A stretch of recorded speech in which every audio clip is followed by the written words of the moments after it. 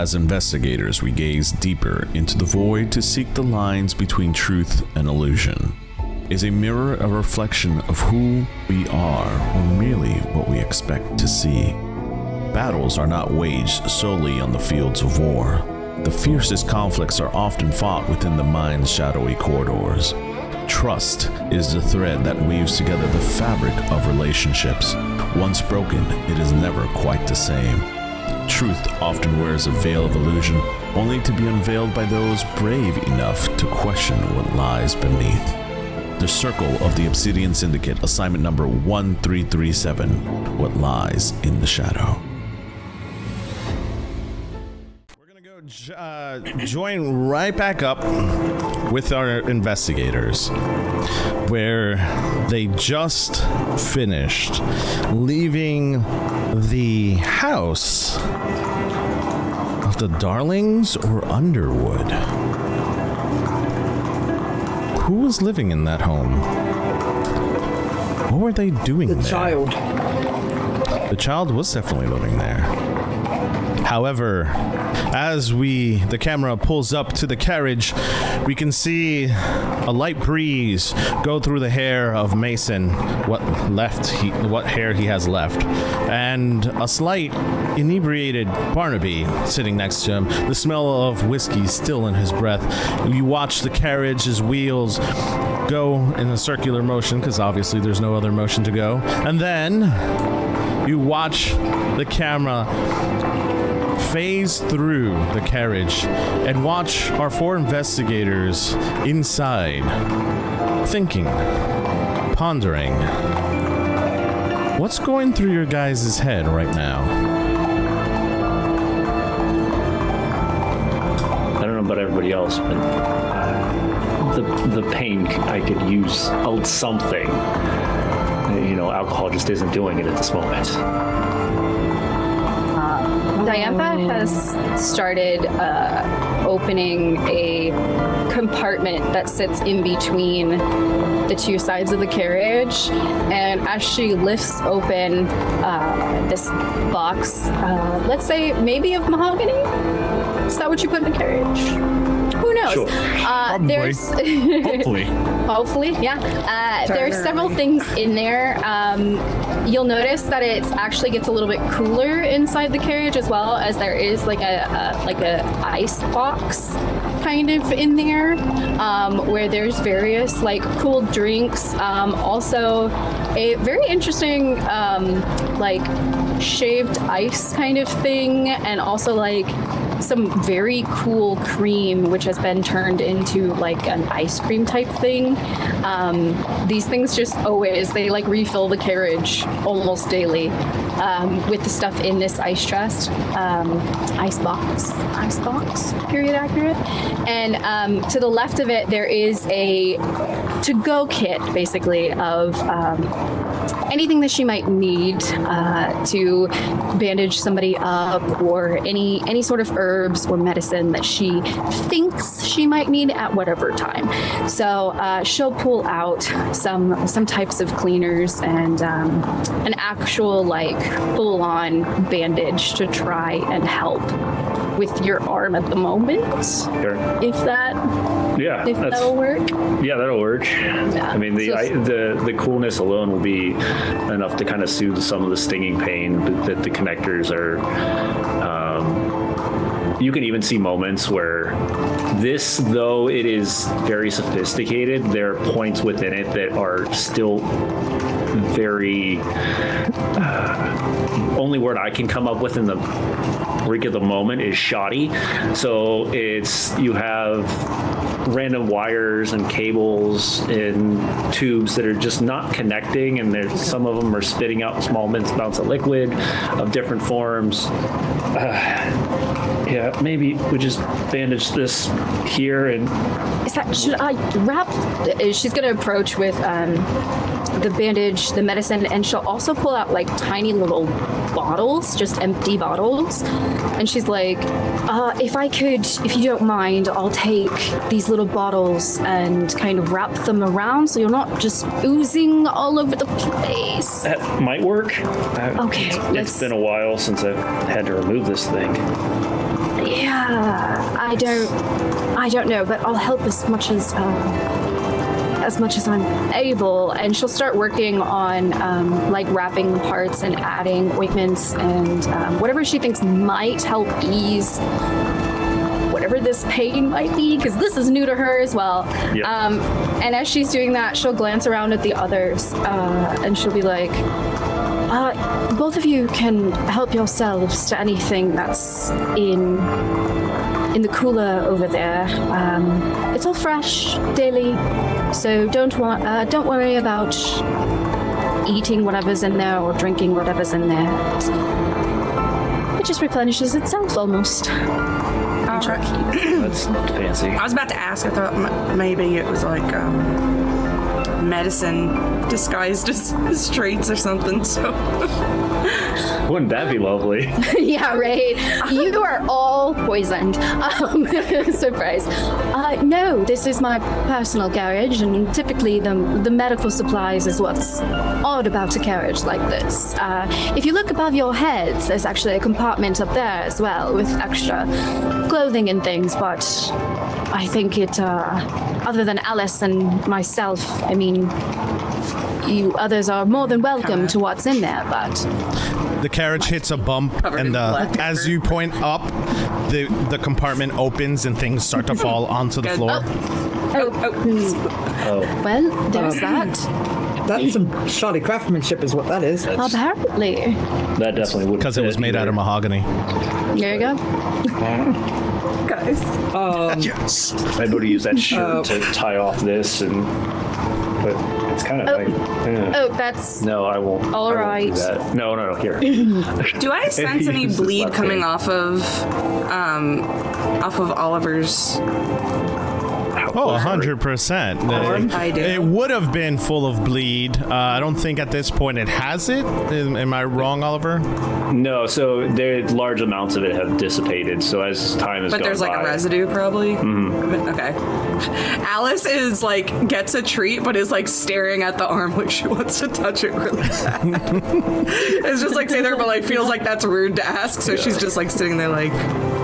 So while you're staring at the arm, which is on Nate's lap, Nate is pulling something out of his coat pocket and is slowly wrapping, dumping a little bit of almost red powder into and red powdered leaves into a bit of wrap, and is slowly wrapping it up before pulling out a matchbook and this wrap thing and handing it over to Oliver. It'll help with the pain. Oh boy, will it. If you're gonna do that, maybe not so close to me. Is there like a secondhand effect? Yeah, what do we know about being around Scarlet? So, I shouldn't be around any mind-altering. So, for those who are watching for the very first time, Nate is describing Scarlet. Scarlet is a hallucinogen, which is widely used in New Fair. At this time, I think they're trying to, like the cool kids say, puff puff pass, and I would definitely say that if there is smoke, you will definitely get secondhand. Please no. Especially in a close. Yeah. Please no. You're gonna hotbox this carriage. Is what you're gonna do. This very fancy carriage. He didn't light it. He handed the He handed the match and the light. Yeah, he didn't light it. Okay. But if he were to, that would happen for sure. I see things normally. I don't want to know what it's like. Without having With the that. control over it, yeah, I can understand that. And what I saw earlier, I would prefer not to see again, even if it would reduce the pain just a little bit. And he'll take the match and the scarlet and kind of slip it underneath in a small pocket in his vest. This could come in handy later, though. Who knows? I don't normally give out free samples, so enjoy. Is that what you do for a living, Knight? Yes, among other things. But you're so okay. The child. Everybody thinks child. Technically not a child from YouTube. Child. YouTube, this is not a child. I see an 18-year-old Of legal age. in real life. This I call is that of a child. legal age YouTube. Just saying.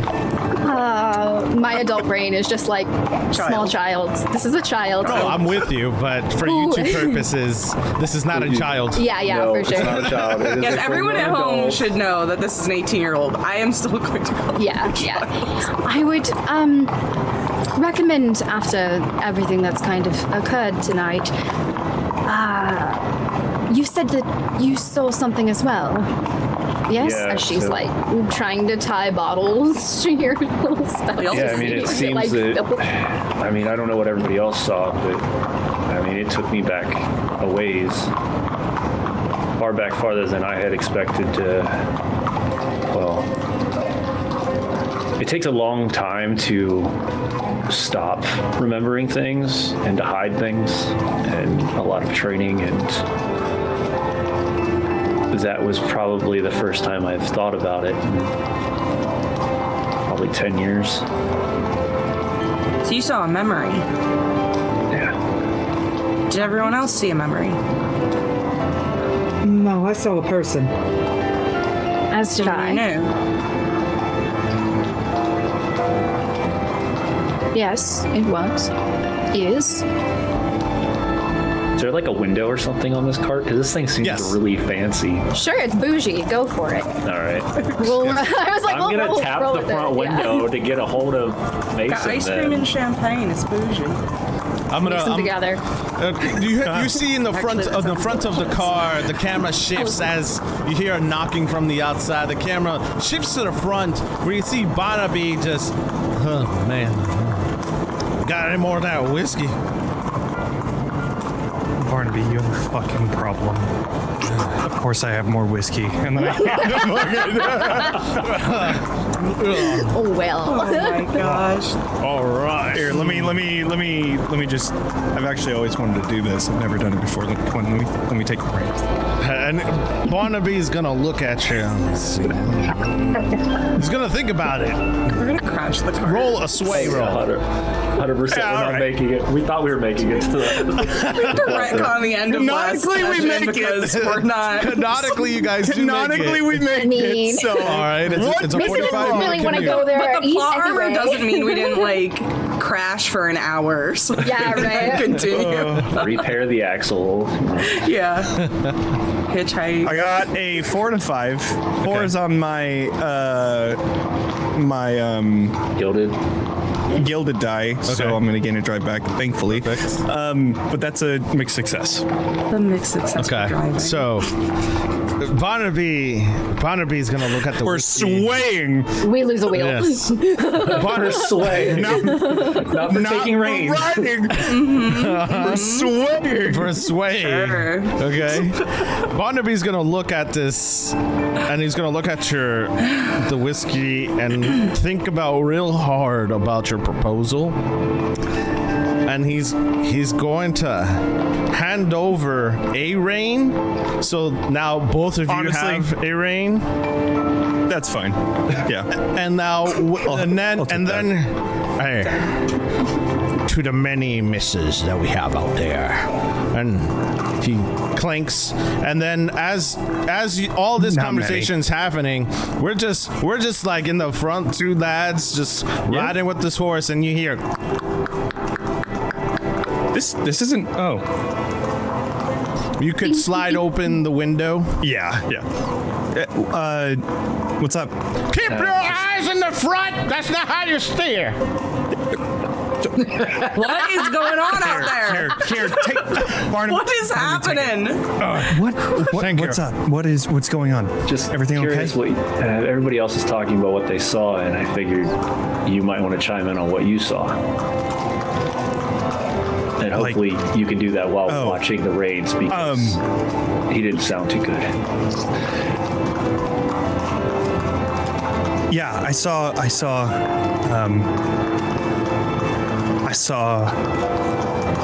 Why are you stuttering? Alice. Never mind. Now I know why. Yeah. But Alice is no right face. there. What are you talking about? With my seat. You take care of the reins. We'll take care of this. Shut the door again. So, everybody saw somebody or something that they have committed to memory, is what it sounds like. Everybody else saw people who aren't in our group, I'm assuming. Yes. I mean, I didn't see any. Well, I mean, I saw people, but mine was a memory from the middle of the war. I mean, it wasn't. I mean, I swore I had my eye on 8, and then I looked back for just a moment, and it was. Everything had changed. So then yours was different because everybody else was in the same physical place, but we saw a person there. You were transported somewhere else entirely, is what it sounds like. You must have done something different. At least in my head. Or was I too close?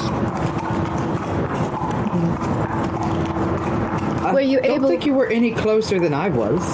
That's true. Yeah. No, you were only. I mean, I almost could have About reached 15 out feet away. Yeah.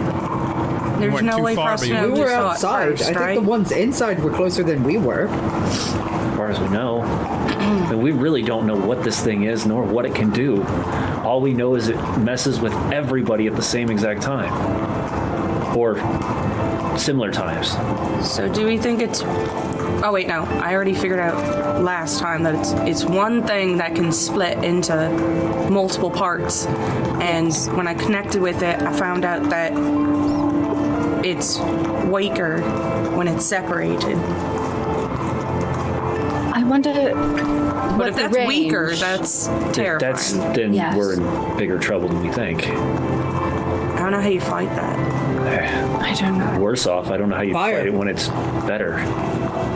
What even would sorry. be better? Fire, Nate. We do know it's Yes, scared of fire. Well, Does it it's not that kill it's it, or scared of just- fire. I completely destroyed the thing that was notes on messing that. with me with fire. And it didn't Didn't just return that you saw. As soon as I hit it with fire, it was gone. Yeah, I just have weak to fire. All right. I mean, Suppose I And that's- I hit it with fire What really you hard. recall, what you do recall is, Alice, you do recall Mason running at it, swinging at it with the mahogany bat on fire, and it missed, M-I-S-T, missed. Like it went incorporeal. And it went, but it then regathered itself. Okay. I don't think it can be where fire is, but I don't necessarily know that fire hurts it. I just think it can exist in fire. When Perhaps it needs to be a lot of fire. I hit it, the one that I dealt We could with, trap it. We could trap it in like a circle of fire. that's not the a bad one that I idea. dealt with, I hit it with liquid fire. What does that mean? I hit it with alcohol that was on fire. It couldn't get away E-Man, from you are something else. Right. The amount of So- tools you have in that head of yours is frightening. Yeah, that brain is prepared. fascinating. All I did was light alcohol on fire. That's not that. Haven't you guys Well- ever been in like a street fight? No, I have Many. not. And I ruffle your hair. Stop that! Diantha is going to finish wrapping the arm as much as she can, and she'll return to the actual seat of the carriage and like adjust as she sits down. I sort of went blank, for a lack of a better way to explain it. The concept of hitting it or running from it, it just left my entire mind at the time. So the fact that you attacked it at all without being overcome by just the sheer confusion is phenomenal. It wore my sister's face. Oh. So It didn't deserve that. sister, You too. Your Go sister. saw your sisters. Oliver, did. did you see family too? No. What I saw was much worse. What I saw is the creature that, well, as far as I knew back then, didn't exist. But in the middle of the war, we ran into something that tore about 3/4 of our unit apart within minutes. There was a device that we utilized in order to just scare it away, but otherwise, that's all I saw. And before I knew it, that thing had me against the wall. Now, Creature, like what we're encountering now, or I mean, I haven't seen, I don't know what we're encountering is the problem. The thing I see is actually like corporeal, like it has an essence to it, and you can see it. Different. And it's large, and it's very painful. But it sounds like everybody's just seeing this in their head. Another really interesting thing, though, is that when I found Diantha, she was passed out, and it didn't hurt her. no, It seems. I was completely covered. I do. And her skin is going to be like, there's still spots. Like when you get like actual ink on your skin and you rub it off and it's still kind of there. I think she's still kind of splattered with some of that residue kind of all over. It's all over your dress blouse. All over the dress blouse. I'm gonna take some of the cleaner parts of like my overshawl and start just like. I thought you were going to be like the bleed wipes. I take out the bleed I already was told I don't have bleed wipes. All right, I wasn't gonna try it again. I mean, we have alcohol, MTM. we have alcohol, we have sanitization wipes, and we now have cloth. I mean, we can really do some pretty cool things at this point. Okay. But yeah, I mean, it sounds like it's. I mean, you saw, but did you see, Alice? When you saw Diantha, did you see why she was laying there? No, I just saw her in a pile of goo. And when I got back and whatever happened, I mean, I was standing in the same place when I came to, but I saw Nate. That was it. It wasn't just whatever this thing is. I did see in a couple of the visions. I've seen it, sorta. I know I have a picture of this. I think it's on Discord. Shoot. But I know that it had fire in its eyes, and it was. I'll resend it to you. Thanks. Actually, you know what? I'll describe it to you. That would be great. That would be wonderful. So- Alice opens her mouth, and this comes out. So Alice is describing what she saw in her vision. Chat, I am going to actually put a marker here. Marker on YouTube video. We're going to show what this monster actually looks like in Alice's vision. For my actors, I will be putting it in the chat here in a second.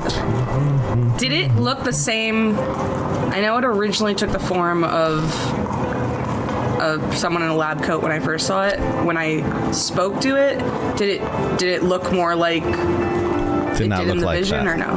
No, it stayed in the lab coat form the whole time. Okay. just waiting for him to throw a picture up, and it's like it's literally terrifying. Alice, but with it's the nightmare. No, it's not the me. gap. Like, yeah, I saw the I don't know how olive you tree. did that, but it's frightening. I was like, it looks like an olive tree. Okay, That's that it. makes Nightmare. makes sense. Cool. That feels safe. Yeah. Does it? Yeah, that's not creepy. Yeah. descriptor. It's totally fine, So, everybody. Nothing's going wrong. For those who are wondering what they're looking at and freaking out about, I'm going to describe in detail what this monster actually looks like. It is in its true form a mix of smoke in humanoid form, which is black and gray. Its eyes are not eyes that you and I both know. When you take a closer look at it, you'll see that the eyes actually have flames on them. They flicker. So that is what you see as far as this monster. This will be on our Patreon for those who are a part of our Patreon. You will be able to see this next week after this episode airs. So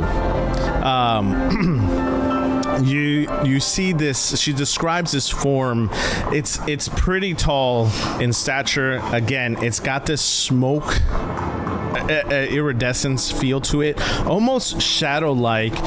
If you take a look at it, it looks very static in nature as well when it's just standing still. And this is all that she's describing, but she also describes that the thing looked back at her. Oh, okay. Yeah, in my vision, it was able to see me when I saw it, and that's not something that usually happens. No, that feels extra. I mean, the creature that I saw looked back at me in my moment too. So, I mean, I don't know if this is just... Mine smiled at me, so that's what made me want to punch it. I'm sort of worried that if we think about it, it gets more power over us. No, You don't think so? I have more No? fire. All right. It's like, Only if you think Never that it mind. gets more power over you, does it get more power over you? That's how that works, right? That's how that works. So I'm going I to. don't know. This will be Nate's the been first right every time, so I'm just gonna. This will be the Yeah, first right. time I've shared anything in my field guidebook, other than what Diantha has already seen with the circles, and it will look a lot less detailed than what I'm about to reveal. But I'm going to kind of get out of the picture.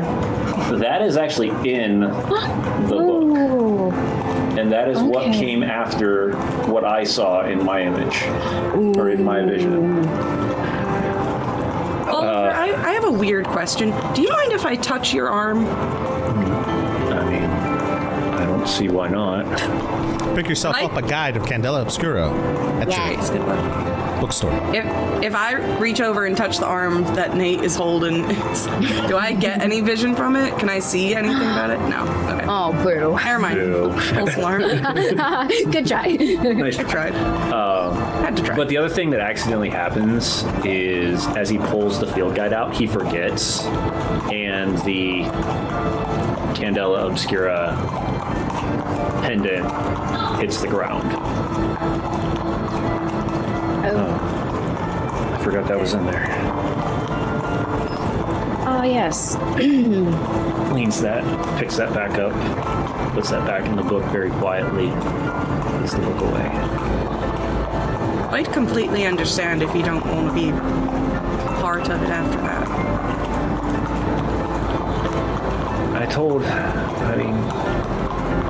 Mason and I have a bit of a history that checks back to the war. I don't know if he ever talks about it, but he's really the reason I'm still alive.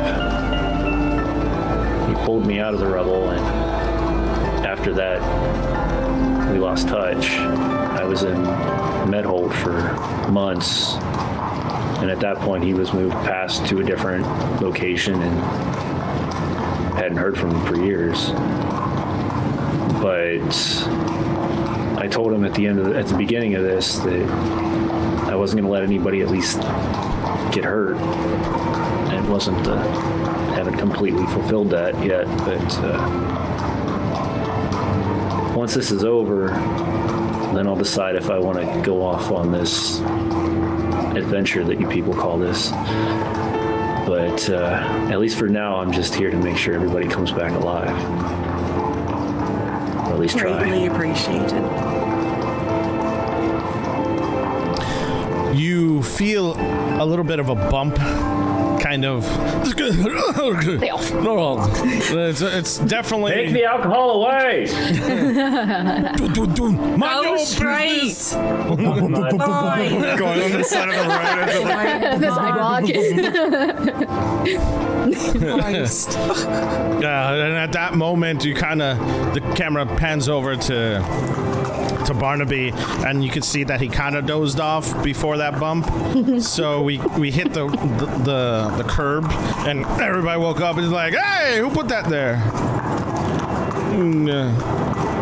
I feel like I should take the reins from you. I am not anywhere near the point that you are. He's gonna hand over the reins. Thank you. And you're gonna roll a control for me. Yep. I knew that one was going to happen too. I'm actually really good at control. Okay, that's which good. isn't surprising being a bartender, but also shooting. Ooh, I ate my fucking words. I got a 2 and a 3. Oh my gosh. You got a resistance?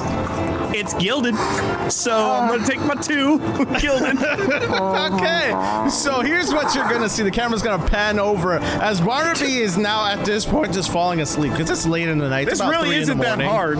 It's about 3 in the morning, and now he hands it over, and you just see him just as an old man should be, 65 years old, and he puts his hands across his chest. You watch him doze off just kind of slightly, but when he does so, you see Mason take the reins, and he's confident. And now, instead of being in a straight line, the people in the carriage start feeling woo, and the carriage starts to kind of teetle-toddle. But luckily, you're about 2 blocks away from the Quiet Roast. So we're not gonna say that it breaks down, but we're definitely gonna say that the wheel axle breaks as you guys halt Yeah. at the Quiet Roast. I try to park it. The 1900s Tokyo Drifter over here. Yeah. I try to park it right in front, but I end up hitting the curb and then the axle breaks. Everything all right out there? we're here. Oh, And the reins to Barnaby. This is why we never let him go. He hasn't woken up. He's still there. And the reins are laying on his chest. So, like, you just see him snoring when you come out of the carriage.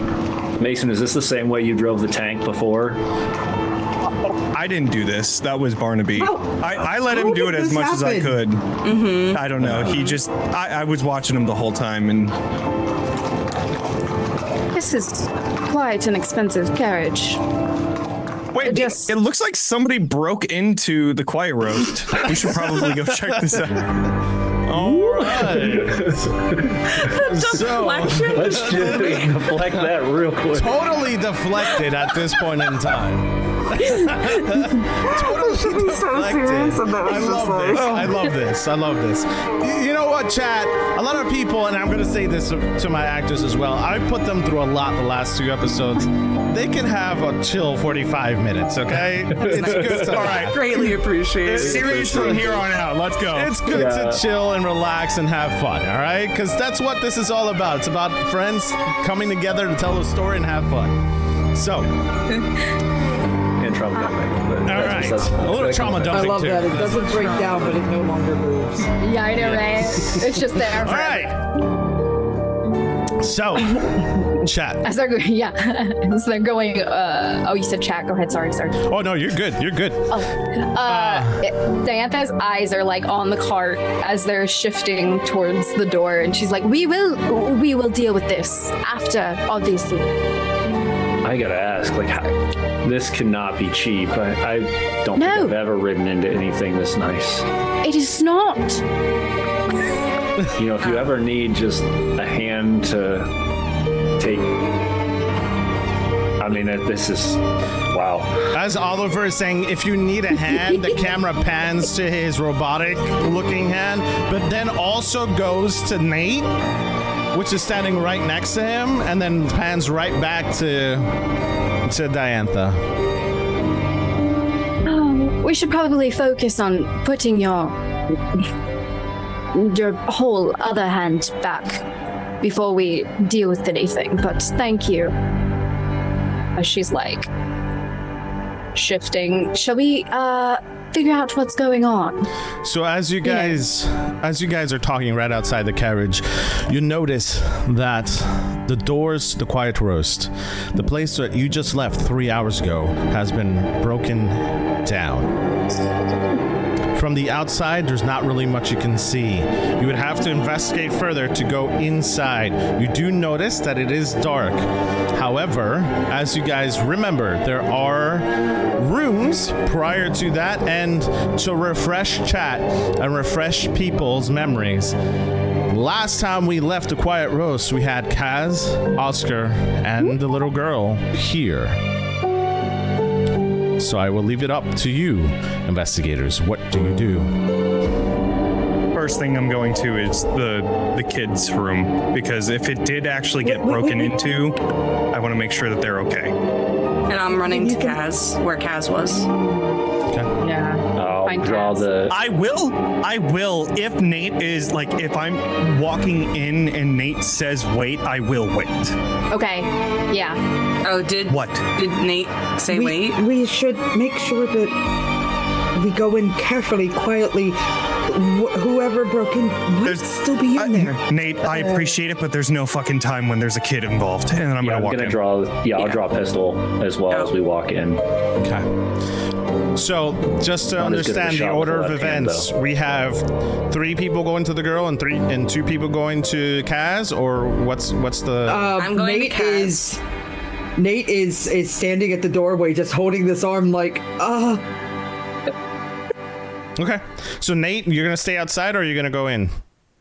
Nate is standing outside for just a moment longer as everybody files in, concerned, and he's gonna wait and watch and see if anybody's watching. Where's your final destination? Nate's waiting for us to set off traps. Yeah, right. No, Nate is actually watching outside to see if anybody's clocking the door. Okay. That's a good call too. So you're gonna stay. You're gonna stay on the outside just a second longer. Where would your final destination be if you were to choose? Probably the kid. Okay, thank you. So, we have 2 going to the girl, 2 going to Kaz. As you guys enter in, we're going to go start with the little girl's room. Oliver and Mason, the 2 gentlemen, running in, guns drawn. What you see in front of you looks pristine. Looks like no one's been here. Even like before, like there's no indent in the bed.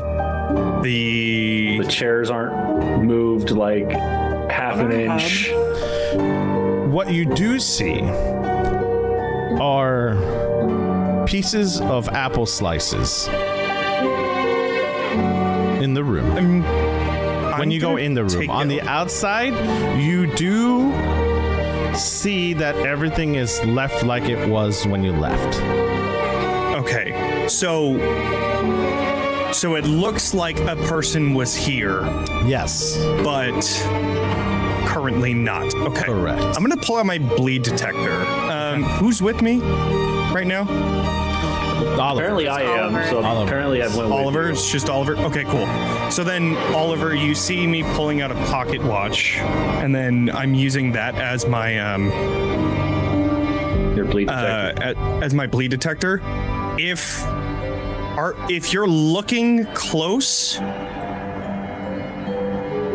would you be looking at the pocket watch? No. Yeah, never mind. So I'll use it as my bleed detector and kind of see if there's anything on the bed or near the apple slices or anything like that. Okay, so when you look at the apple slices and you look at the bed, your bleed detector does not go off. Did you find anything? Okay. I'll click it, close, put it back. No.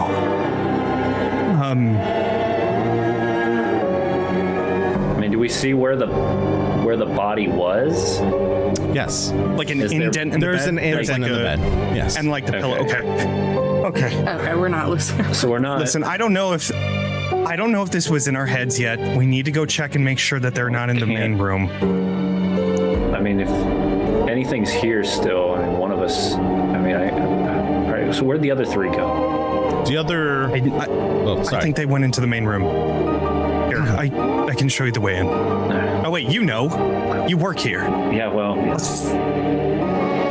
Kaz doesn't let me in every room. I got you. I'm gonna keep it from him this time. All right. The camera pans slowly back from the room as both gentlemen are now busting in, doors open, guns drawn, pocket watch out. Bleed detector doesn't go off. You see a confused face, discerned face on Mason, I'm assuming. Oh, absolutely. Yeah, And- I'm trying to get to the bottom of it. I don't understand where they went. The conversation is now kind of heard in a muffle as the camera pans over. It does a pan to look to the other side as the two ladies. Are you running, walking? What are you doing? Running. Yeah. Running. All right, so you're running down the stairs into the Quiet Roast. So as for those who are just watching, there is a cafe at the beginning, which is the storefront of the Quiet Roast.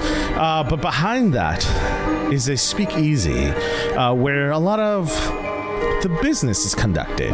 It's a bar.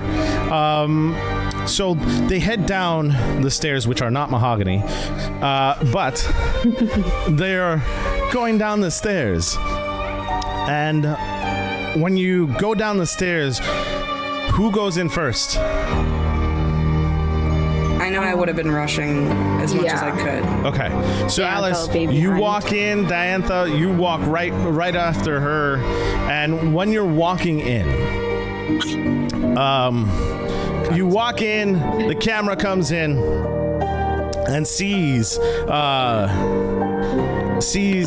Alice's face. Alice, when you walk in, the place is wrecked.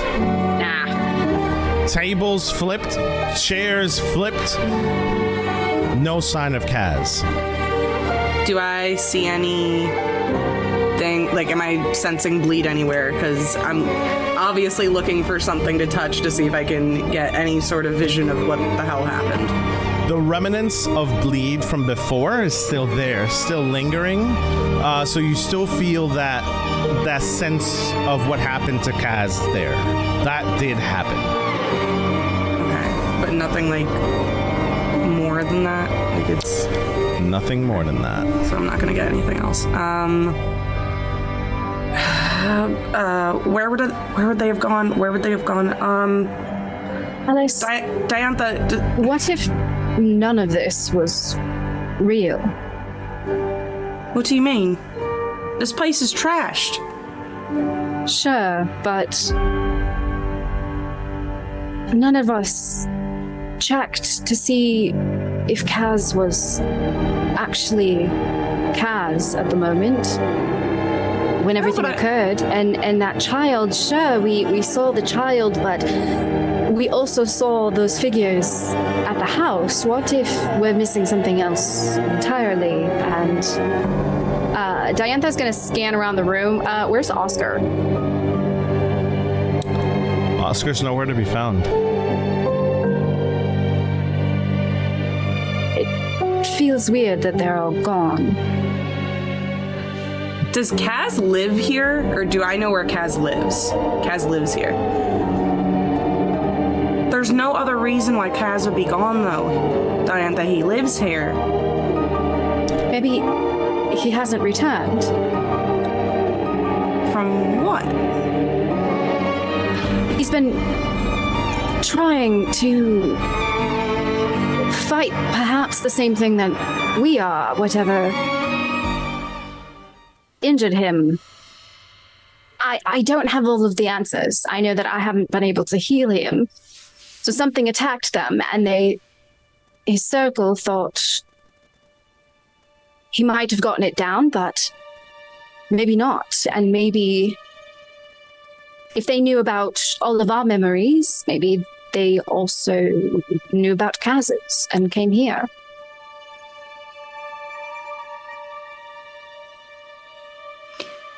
I'm having a real hard time trying to figure out what's real and what's not right now. I agree. But it's apparently not out of the realm of possibility that none of it was real. We would still be able to find a body somewhere. Possibly. We can keep looking. It was just a thought, and I figured I'd share. And Diantha will keep scanning the area to see if there are any sort of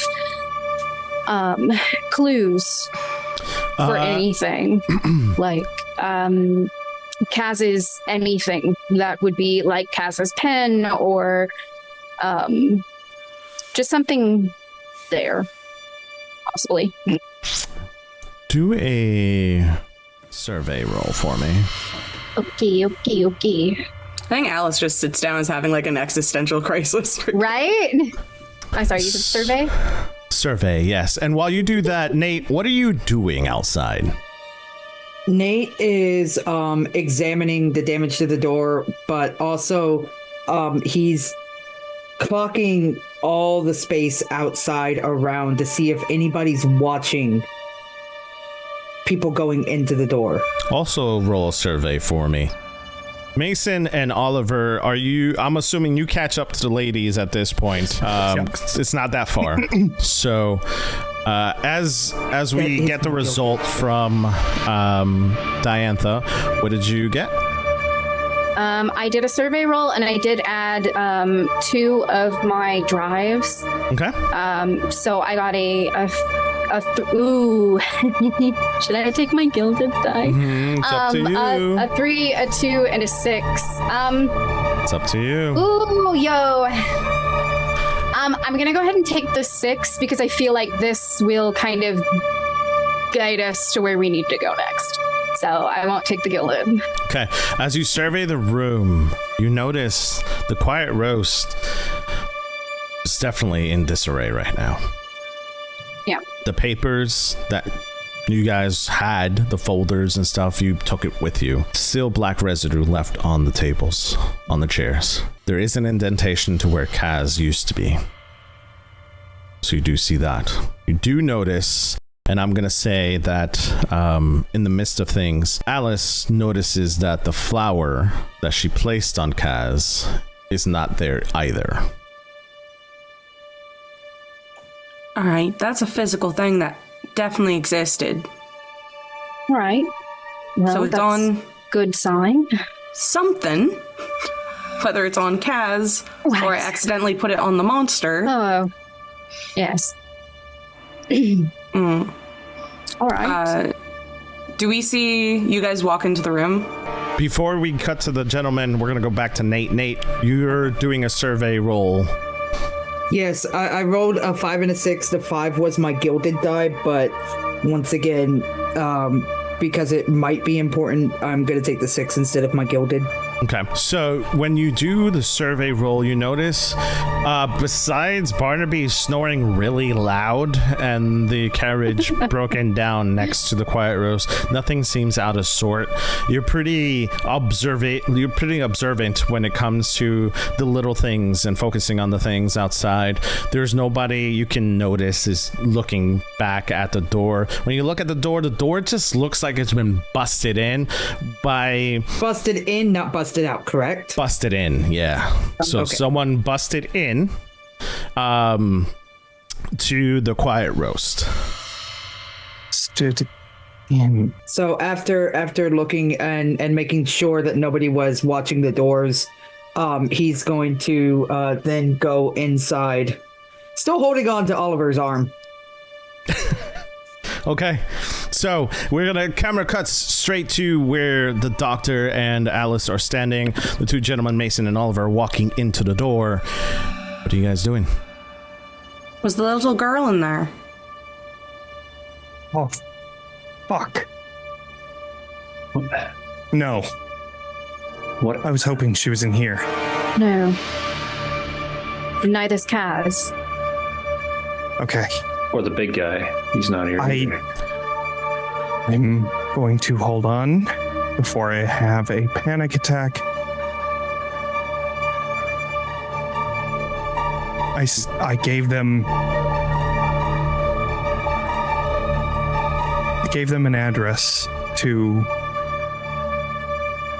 the Aether Arcadia Arts in the Varnish. The what? So it's we can talk more on the way there, but Art gathering? I gave it's a long story. Where my parents work. Oh. Mason, what's going through your head right now? Fuck. I haven't been there in the longest fucking time. Yeah. Just terrified. Is this something that you physically can see on you right now? If you were to have a absolutely. camera face you, so what our investigators see was a calm, cool, collective Mason, and as of right now, he is distraught, nervous, can't think straight. Yeah, his hands are definitely twitching. He has them in his pockets, so you can see them moving under the cloth. And then he's definitely not looking in Alice's direction. He's mostly looking towards the bar and just kind of darting back and forth, like thinking. Do you head towards the bar? No. Not yet. Maybe if we come back. I don't know about everybody else, but I don't know what the hell's going on, where we're going, or anything really at this point. But what I do know is that... Never mind, I don't know anything. My parents work for Candela. They're sort of semi-famous in the organization a little bit. So you're wrapped up into this way deeper than just a, random investigation. Yeah, a bit. Well, we don't get to choose our family, do we? Shall we? No, they're nice people. They're just eccentric adventurer types. Oh, interesting. Best way to put it. Alice is gonna walk up to Mason and kind of tug on his sleeve a little bit, be like, "Could we have a word in private for a minute?"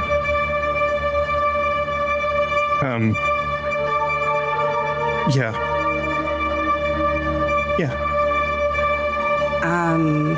And she's gonna sort of walk out of the room. Yeah, following. There is a space in the back of the quiet roast that Mason knows that you can have a private conversation. Now he goes to the bar. Okay. Jeez. So I think that's where I was before heading we after head to this. that conversation, Mason, explain to me what you're looking for. What are you doing? Oh, he's got a secret stash. He's got a secret stash just underneath the counter that nobody ever knows about, and he's just grabbing onto his own personal flask that he's just going to put into his coat. Okay. Not he's not trying to be hiding this, but at the same time, it's low behind the bar, and he just puts it in. So if you weren't looking, it would be too quick to see it. So I don't know if Alice was looking, but No, I definitely think she stopped by like the bar. kind of walked first. Yeah. And then after I grab that, I'm going over to wherever she's sitting. All right. The camera pans over the shoulder of Mason. I think I'm going to be standing, though. I don't know if you're going to take a seat, but I'm just going to stand. I think I'd be like more like pacing a little bit. Okay. Yeah. That's,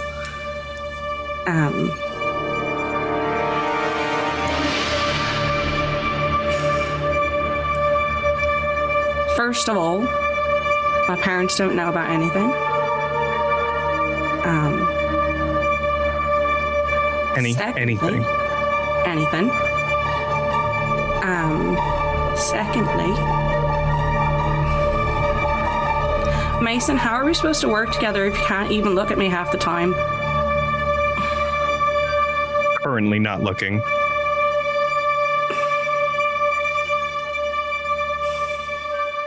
We would have never split up like that before. And for fuck's sake, it's for Kaz. Can't you just pretend for a little bit you don't hate me so much and I don't we hate figure- you. Of course you hate me. I'm not stupid. No. No, it's the opposite. But I'm giving you space because I fucked it all up. And then now he's taking out his flask. Everything. Adrian, that was all me. This is what I do. This is the effect that I have. Is just me being in your vicinity makes you think that it's your fault, and I can't have that. That's why I haven't tried to get in contact anymore. Listen, I know.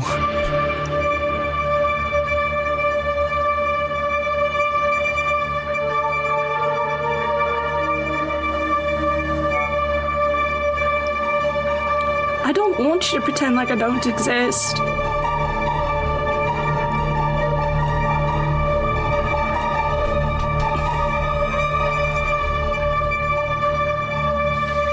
Okay. We at least have to figure out how to work together. I don't even know if Kaz is dead now. Diantha said it might have all been in our heads and that he's already gone, and I can't lose anybody else again.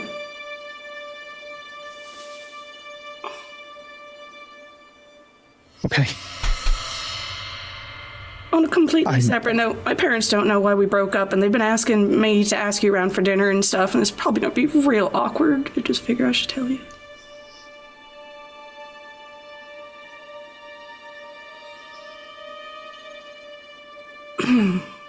Okay. Okay. I will be as subtle as I can. I think that's where they are. I really do. I wouldn't have sent them over there if I thought that they would be in any sort of danger. Oh, I mean, even if they are, my parents are gonna eat that up. They're always like, good old days. You know, it's gonna be a whole thing. Anyways, and I'm gonna like look around to see if everyone else is staring at us or not. Is everyone staring? I followed It's like Mason to the bar. we look in the The camera shifts to the three as they were not staring, but it was evident they were. They kind of quickly wasn't looking, just doing their own Nate wasn't thing. down there yet. Okay, the other two. Excuse me. All right, well, we should probably. Yeah. Okay. Yeah. Very slowly walk back over to everybody else. Mason, Way more awkward than we left. It walks by and Mason stays there for just like a beat. and then turns around and then follows. Oh. Do I have a moment as they're walking back to reach over the bar and grab 4 glasses and just kind of place them on the bar? Absolutely, you can. All right. Yeah. However, I'm going to ask Mason to roll a focus for me. Sounds good. Aye, Captain. 4. Okay. So, chat and players, here's what you didn't see. Oh? We revert back in time to where Mason is at the top of the stairs, seeing a lady that doesn't have Alice's face, but looks like Alice. He's lifted up into the air. Mason, as you draw your gun, this figure opened your jacket, took out your flask without you noticing, and switched it.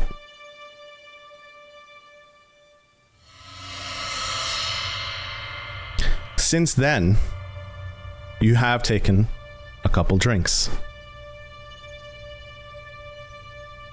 You just rolled a 4 in focus. You start to feel very dizzy. You catch yourself. The success here is that you catch yourself so you don't fall. I imagine, like, into the bar, glasses clinking as he... Yes. We're also going to go back even further to 4, almost 5 hours ago.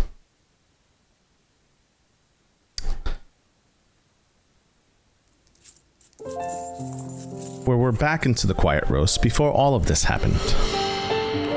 This is what you guys didn't see.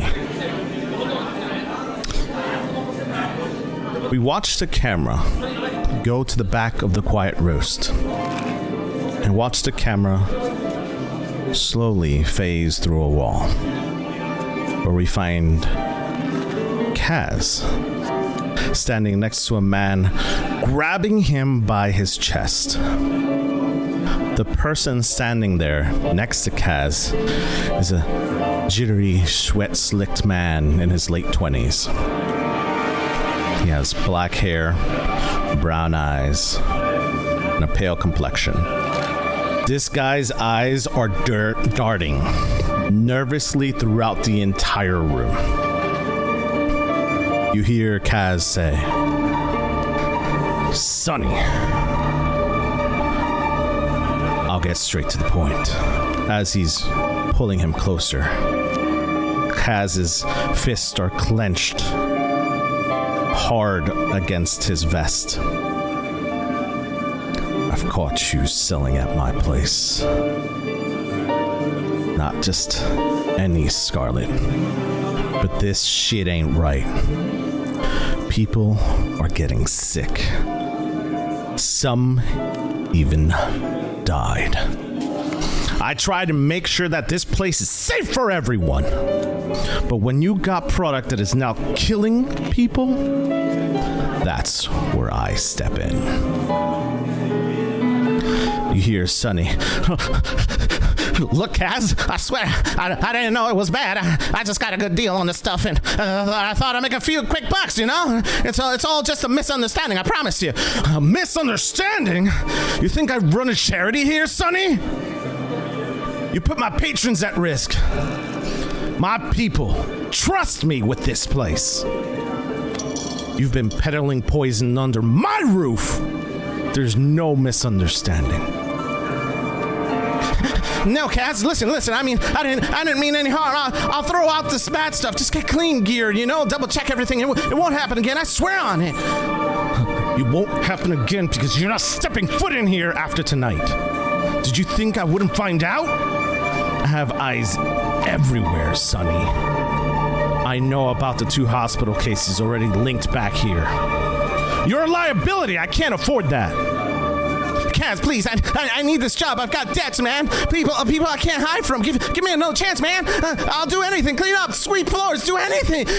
He leans in forward, voice low, now whispers next to his ear. You think this is a game, Sonny? You endangered lives. My customers. My staff. My family. You're done. If I see your face around here or hear you moved your dirty business to another part of town, I'll make sure those debts are the least of your worries. Kaz, come on, man. Have a heart. I messed up. Yes, but... He lifts Sonny off the floor a couple inches, slams him against the wall. Enough! I've heard all I need to. You're finished here, and if you're smart, you'll clean up your act before someone less patient than me finds out. The door suddenly opens. Hey, yo, boss. Everything all right in here, Kaz? Hey, yo. Kaz looks over to Oscar, then looks back at Sonny. Doesn't leave Sonny's sightline. Looks at Sonny straight in the face. It's handled. Oscar, would you kindly show Mr. Sonny the way out? And make sure he understands he's not welcome back. Hey, yo, boss. All right, I got you, boss. No problem, boss. I got you, boss, man. All right, come on, Sonny. Time to leave. Oscar grabs Sonny firmly by the arm, lifting him almost as he was a travel suitcase of sorts. With one arm, pulling him towards the door, Sonny tries to resist, but it's useless against Oscar's try. Sonny, Kaz, please! Kaz looks over coldly at Oscar. Oscar, make sure he leaves like the trash he brought in. The camera pans as the door shuts, hearing the last notes of the piano bar playing in the background, and we hear Kaz yelling out, "Hey, yo, Mason!" Yeah. And yeah, that's where the camera cuts off. So we are back. Now, with Mason, who just took a couple swigs of his drink. Mason, you start to feel wobbly on your legs. What do you do? I need to go to the bathroom. I'm going to try and get my way to the nearest bathroom and lock it. Okay. Here's what I'll say. I want you to roll a hide as you're trying to sneak past everybody. If you're successful on this, you can lock the door. Here's what I'm gonna say. So bear with me for a second. Sure. You're gonna get to the door. What I'm trying to make you roll is if you can successfully lock this door, since you are feeling these effects. Yeah. Okay. That's what you're rolling for. I'm gonna use a drive. Okay. Oh. Does not want us to follow. Mad at you. The 4. It's a 4. So mixed success. So you successfully sort of lock this door. It doesn't lock all the way. So if there is enough force, this door can open. Sure. But you are now inside this bathroom. What's going through your head right now? Honestly, what the fuck is going on? Why am I feeling like this? Am I like losing consciousness?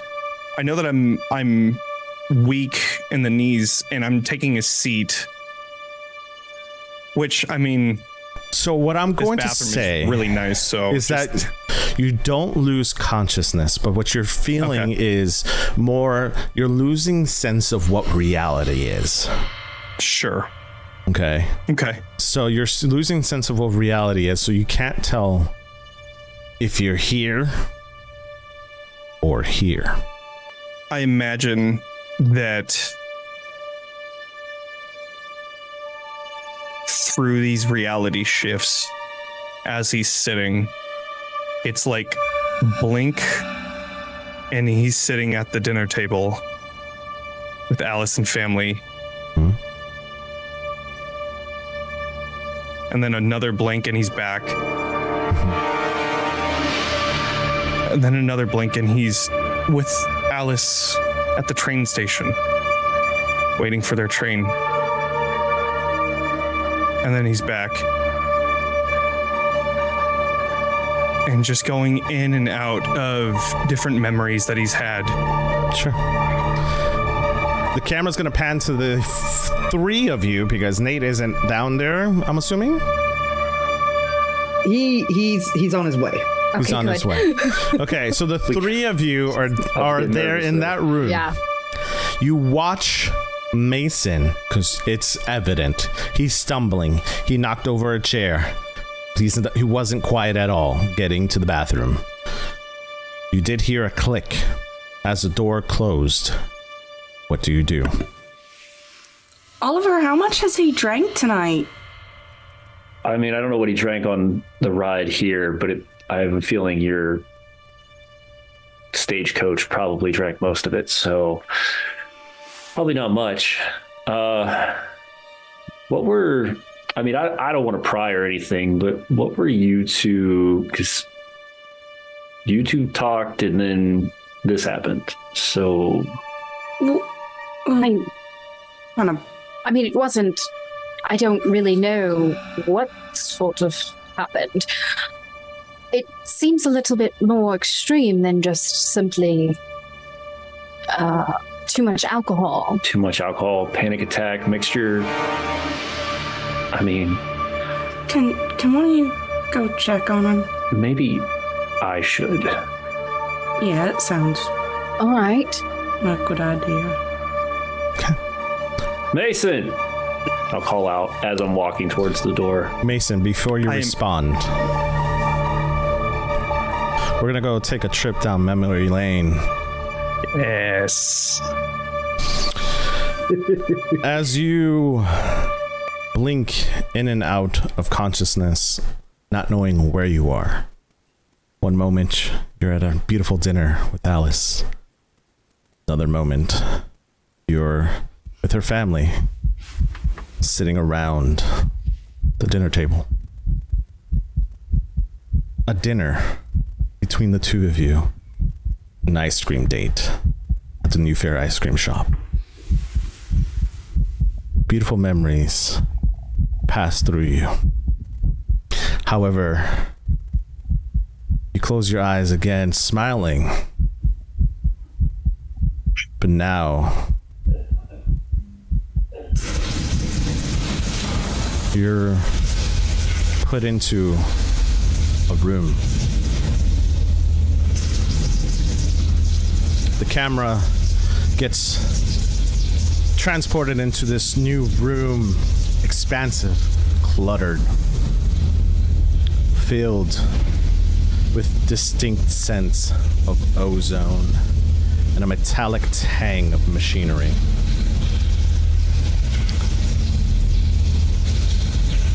The walls lined with shelves cluttered with dusty books and artifacts, barely containing the chaos of invention.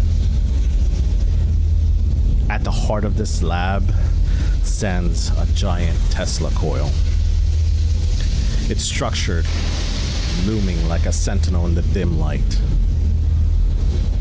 This Tesla coil is active, thrumming with power, sending arcs of blue and white electricity dancing through the air, crackling and snapping with raw energy. Those electrical tendrils occasionally leap out, leaving scorch marks on the wooden tables nearby. There's litter of hodgepodge of tools and wires and half-assembled gadgets everywhere. Fluorescent tubes flicker sporadically, struggling to illuminate the room, but most of the light comes from this intermittent flashes of the Tesla coil. Each flash illuminates the room. On the left side of the lab, there's a workbench strewn with mechanical parts and electrical components. A kaleidoscope, voltmeters, and old-fashioned dials twitch and spin uncontrollably as the ambient energy from these Tesla coils interferes with their mechanisms. Glass jars containing mysterious and possibly dangerous chemicals line the shelves, some glowing faintly, others bubbling ominously.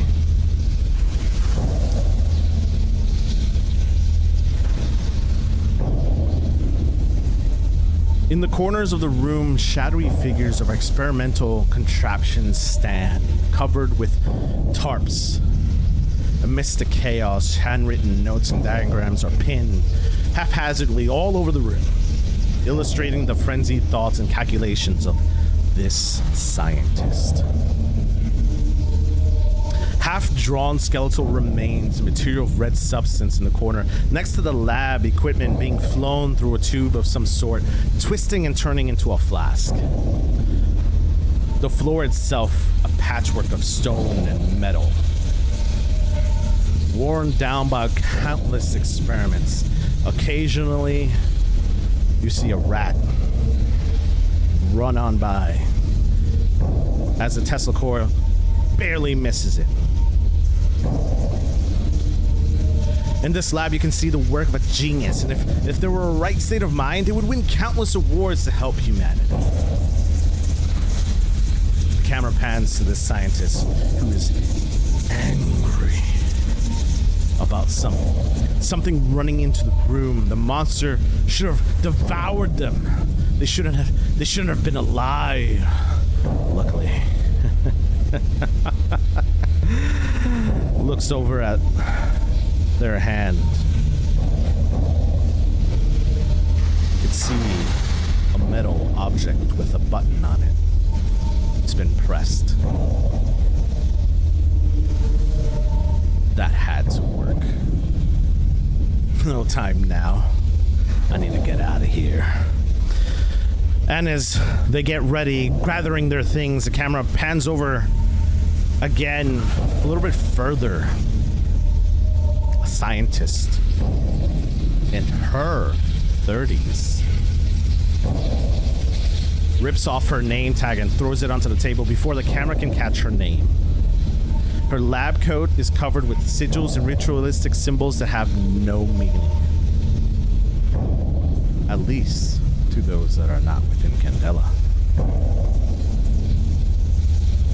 She has black hair, brown eyes. She wears a wedding ring on her hand, and her hair is frizzled from all the electricity that's going around in the air. The camera pans over to the entrance. We hear footsteps coming and watch the scientist stop and look up. Johnny. Mason. Describe your character in this moment. What are you doing? Is this... So this is after the initial explosion? Yes. Immediately after the explosion. Okay. Currently, you can see Mason is in a soldier's uniform. He currently has his sergeant stripes on the side on his arm, and you could see that there is quite a bit of blood on him, but he's not injured. And as he's walking in, I feel like this is where part of this vision kind of meshes with what actually happened, where he's walking, but very, very slowly. You fucking... piece of shit. And then looking at everything that's in here, he has a weapon on him, but seeing that the scientist is unarmed, is putting his weapon away and then cracking his knuckles as he's walking towards this person slowly, backing them into a corner. You killed my men.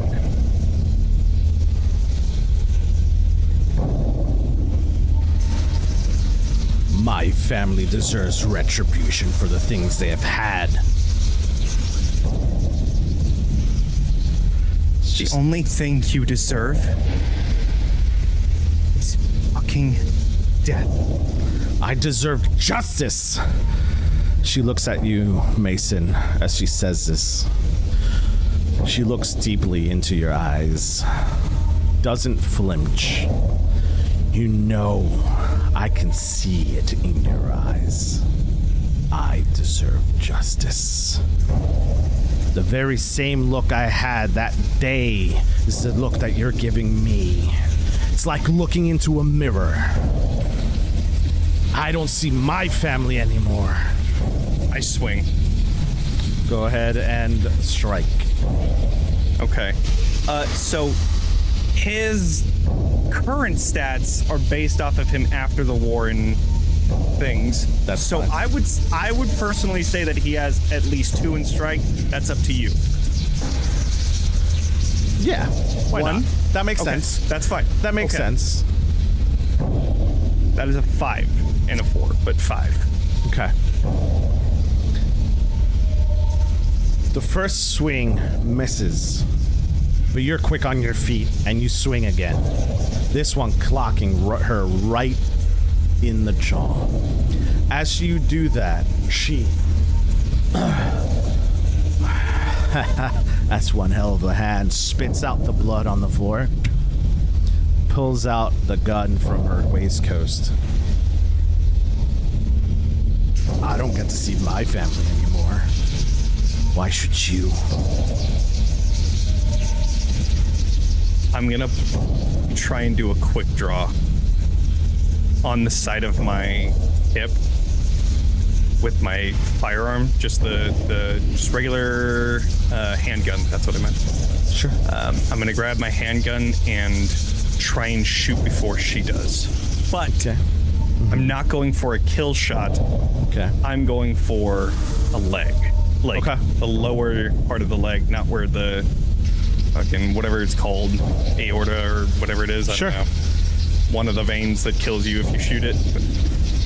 We're gonna not roll for this. We're gonna say it hits. Okay.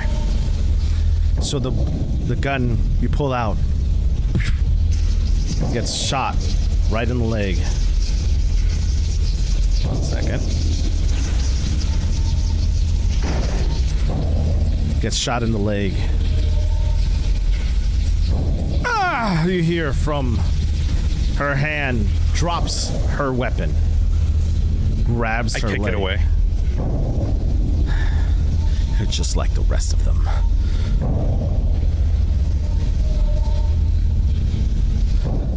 What? You don't know me. You didn't even know the people that you fucking killed. And then I'm gonna go down and I'm gonna grab onto their shirt and just, with the dog tags that I've grabbed, just start listing their names, their serial numbers, and who, like a personal memory that I had with each of them. And I'm just going down the list. One by one by one. She has blood in her mouth from her choking on it. And she takes enough where she spits you right in the face with the blood that she has in her mouth.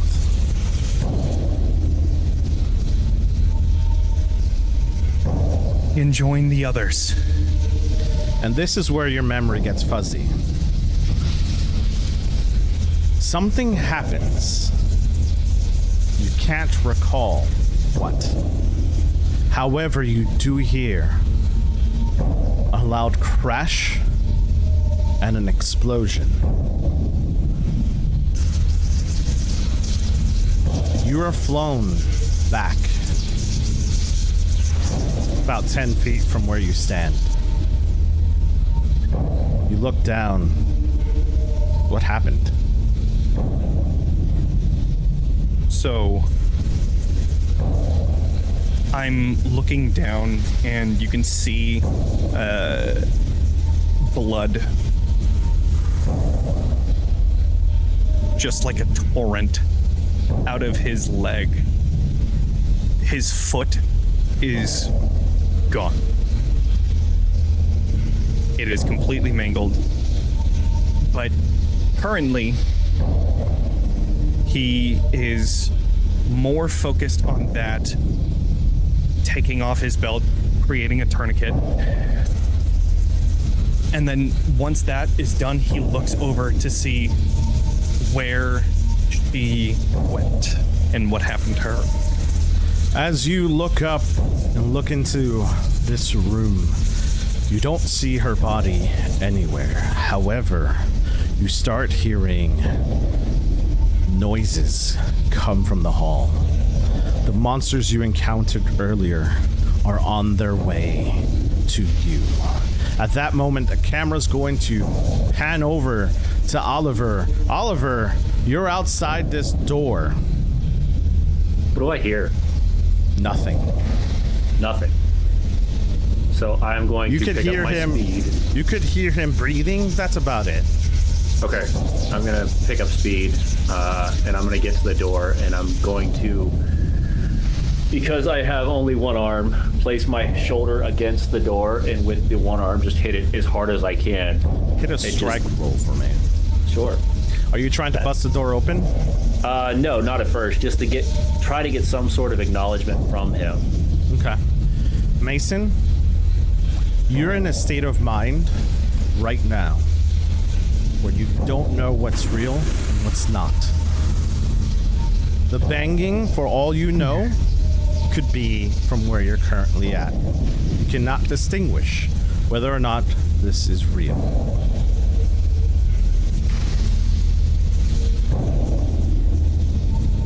Still looking for the scientist.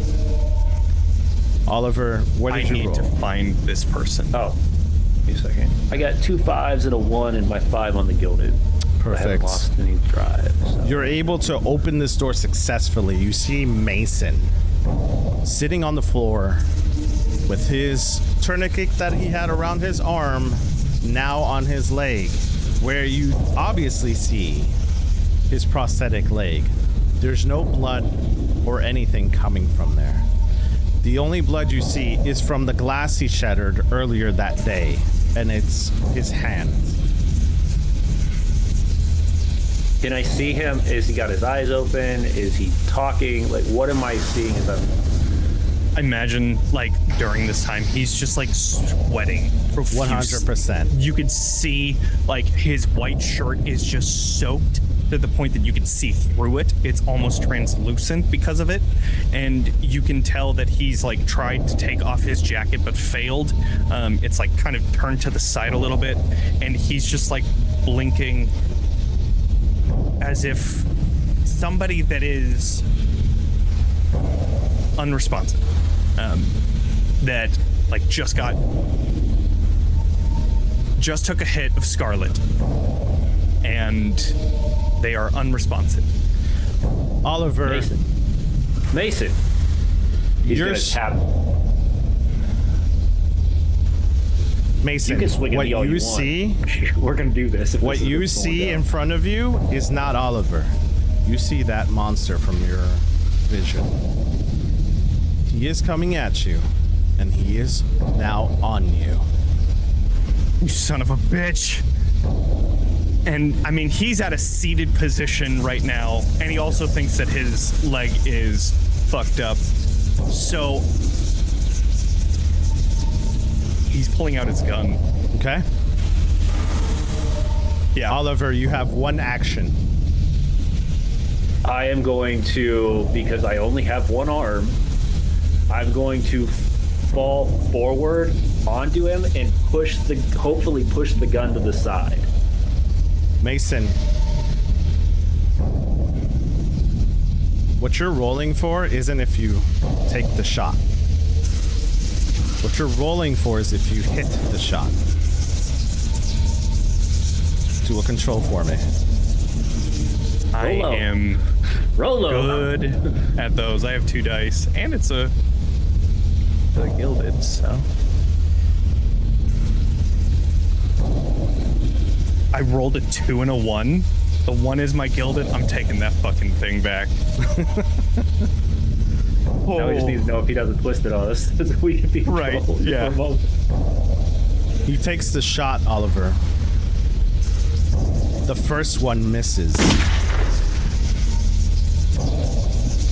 The second one comes immediately after as you get on top of him. Take a body.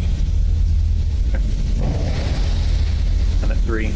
All right. At this moment, the camera's going to pan over to the doctor and to my stressed Alice and Nate, who is running in because you just heard 2 gunshots go off. Wasn't running at first, and now he is. What are you guys doing? Running because we heard gunshots? Well, obviously, but what is your plan? When we get in there, what do we see Yeah. as we're approaching Shattered this What mirror? is happening? Okay, I shattered the mirror. Oliver, I have a question Yeah, I for you. I imagine the need you first to shot hit the mirror. clarify something for me. How many Sure. body do you have? 3. Okay. Hell yeah. So you dipped. You You got hit hit the by a ground. gunshot. Yep. I'm gonna say you take an additional body. That's fine. Oh my god. Yeah. So you see currently at that point, am I gonna name it? Okay, that I'm doing later. I'm not doing that right now. I didn't know because I hit the button on Demiplane and then everything. Yeah, and it's popped like, up. I was make your choices. oh. Yeah. No, not right now. We'll do that later. So what you can see now is Oliver is on the other, like, kind of leaned over to the left side of Mason on the ground, face on the ground. You can see a puddle of blood pouring from his abdomen section okay. that was shot. Oh, geez. I would say once Diantha notices that, she will approach and try and find the bullet, the wound. Like, try and get whatever she can do in this moment to stabilize him. Mason, what you see is another monster heading Oh your my way. god. Are you kidding? Oh my god. Nate's first instinct is to try to secure the gun and get it away from Now you Mason. see 2 monsters. I love Nate so much every time. It's just I can't secure a gun with only one hand. It doesn't work very well. I got 2. Yeah, I 3. know. If You you got actually the have one I'm 3. holding. And yours. And a spare. I feel like Alice is no help at all and is like panicking. Okay. So I've shot. I just what? I have shot 3, and I think this thing probably holds 8. So Yeah. Fucking god. If it's a Can we have revolver, picked a smaller it number? holds The either 6 revolver or is 8. 6. but- yeah. All right. I guess I'm gonna try and help Nate. Can I give Nate the help action? How? Alice is going Good to question. put her hands on either side of Mason's face and try and like get his attention on her. Oh god. Hey. Mason, who are you Right. aiming for at this point? You have one monster who has your face and 2 others my that are God. standing Do next to it. them. Don't make me do it. Oh, he is grinning from ear to ear on this. Out like that smile, North. You Get out your shoot face. Alice. Aren't you? Cat, help! Hey, I mean, chat. I'm grabbing the arm that has the gun, Chat, so help. it's gonna end up being Nate, even if he's aiming for the other. Yeah, we're gonna see what happens. Yeah, because Nate's going for the gun, and I'm Nate's going for the Nate's gun. going directly for the gun. So He's going to grab the hand and he's I'm, gonna like, grab the shaking. I gun hope and he's you- going to try to So- pull the elbow down. So here's what I'm gonna say. Since Nate is grabbing the gun, Nate, you're rolling for this. You're gonna get 2 additional drive from both the doctor and from Alice. Yeah. Okay, and What's what am your I rolling? rolling? Control, What's your no? strike, move. No. So what you're gonna be rolling Is you're gonna be doing a strike roll for me. okay. So I'm giving you the 1 nerve that I have. Okay, so Yeah, I'm getting same. 2 drive. You get Yeah. 2 drive. Now, here's what I'm gonna say. Nate, you are trying to grab this gun.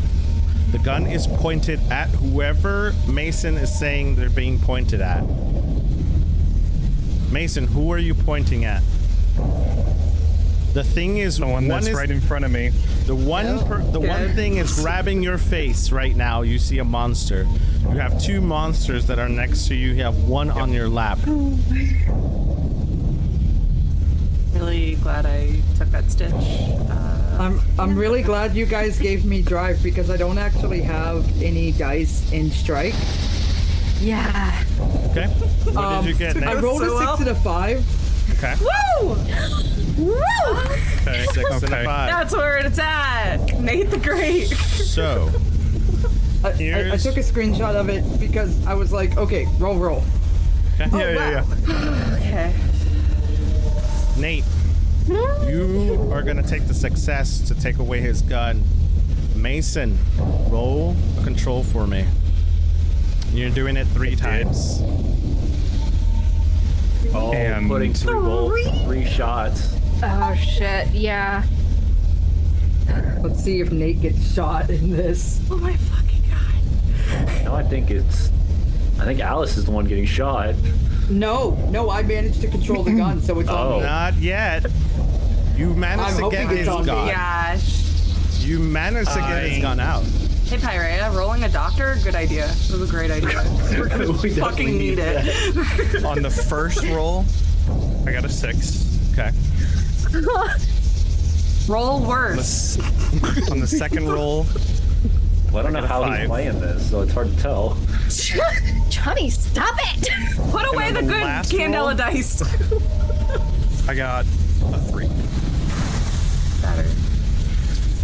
First shot goes off. Alice. You're holding his face. I'm just recounting where everyone's at. Alice is holding his face. Nate is grabbing his arm, and the doctor's to his side. Mason, who are you aiming at first, second, and third? The first one is first one is going for Alice. So it would be the person grabbing his face. Who's going second and who's going third?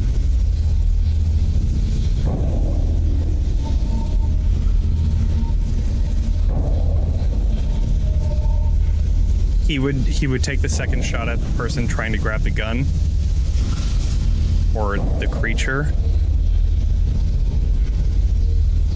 And do I see like a bunch of other monsters coming? Not at this time. Not at this time? Okay. Yeah, then the second one would go for the person trying to grab the gun as well. Okay. Or the third one. Alice and Nate take 2 body. Alice, where does that put you? Well, I had taken a stitch when we did all this, so that just puts me at 2 body. Okay. Nate, where does that put you? It puts Nate at 2 as well. I've taken no body. I've taken a lot of bleed, but no body. Oof, okay. Didn't kill us. So I here's- feel like that's a little worse for Mason. Because now he has to live with it. As you guys are so focused in, and this is what you didn't see. As you guys are focused in on Mason, trying to help Mason, Oliver is over his lap. The doctor, Nate, and Alice trying to desperately wake up, a figure appears behind one last monster. All of you. And this person, we all saw this coming. Where they sent for help. You see a very large, muscular man hold up a cane and whack Mason across the face, knocking him out. Unconscious. Alice, Nate, Doctor, what you turn around and see is your good friend, Oscar. And that's where we take the break. Oh my god. I have died. I have died of anxiety. I am a ghost now. Nate has control of the gun completely now, right? I'm sorry, say that again? Nate has control of the gun completely now, right? Yes. Yeah. Okay. Yes. So, ladies and gents, thank you so much for watching so far in our episode 3, where things really got real fast. We're gonna go ahead and take a quick. I can't even talk anymore. Rickety quick. A quick break. Clack.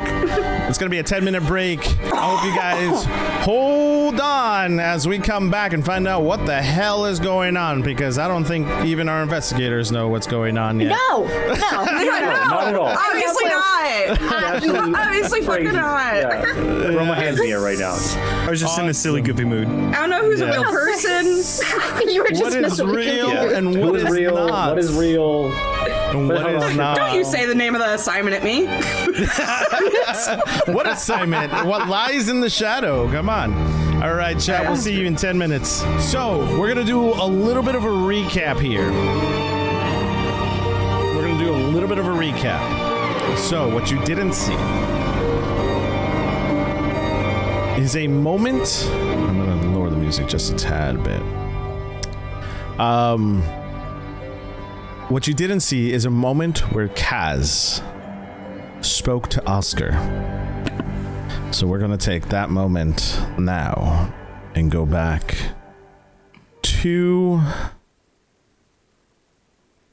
1 second, chat. Aether Arcadia Arts. Yes. Yes. Thank you. Yay. All right. I'm actually really excited for this. God, Johnny is so excited. Mason, All right. fucking no. So, what you guys didn't see is Kaz having a moment with Oscar. This is pre-assignment. And you watch as Kaz casually walks over to Oscar, and Oscar, he places his hand on his Oscar and says, I feel sorry for them. I didn't want to call them, but they're the only ones that can pick up the slack. Yo, boss, I don't know what you're talking about, boss. I know, Oscar. I know. But you're gonna need to look out for them while I'm gone. You're going to need to make sure that if Mason slips up again, that you're there for him.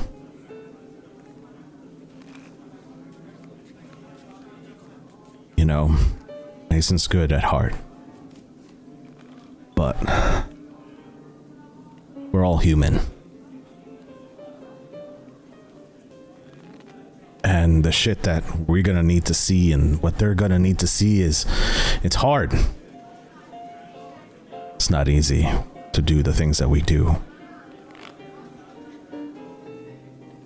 So I'm gonna need to have you look after them. Can you do that for me, Oscar? Yo, boss, I got you.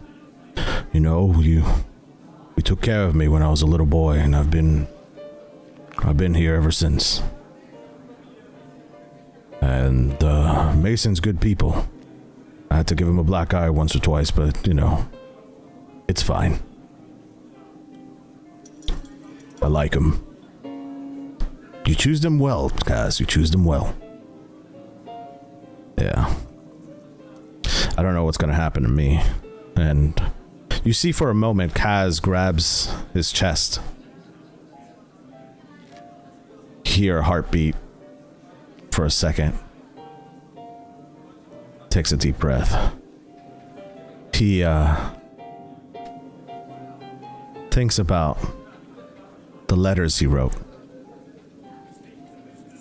He thinks about the doctor, Mason.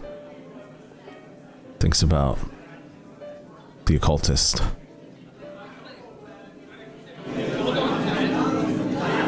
Thinks about Nate the Red. All these little moments with them.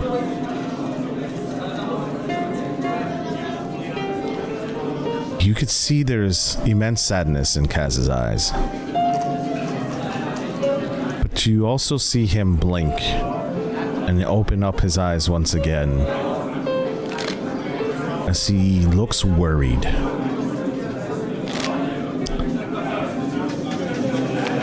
Kaz wrote a total of 7 letters. 1. I love my faces with my players right now. 1 of the occultist. 5 to the doctor.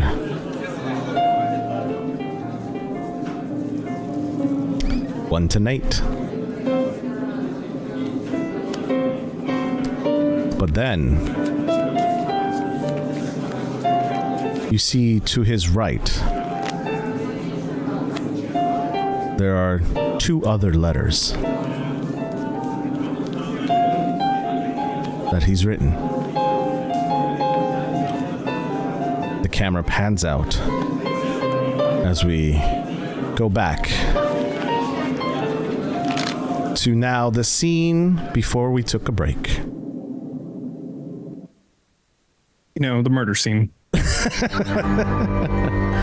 I'm only still laying on the ground completely just unconscious and bleeding. You know, nothing bleeding out. We watch as Oliver is now sprawled out in front of Mason. Mason is knocked out completely.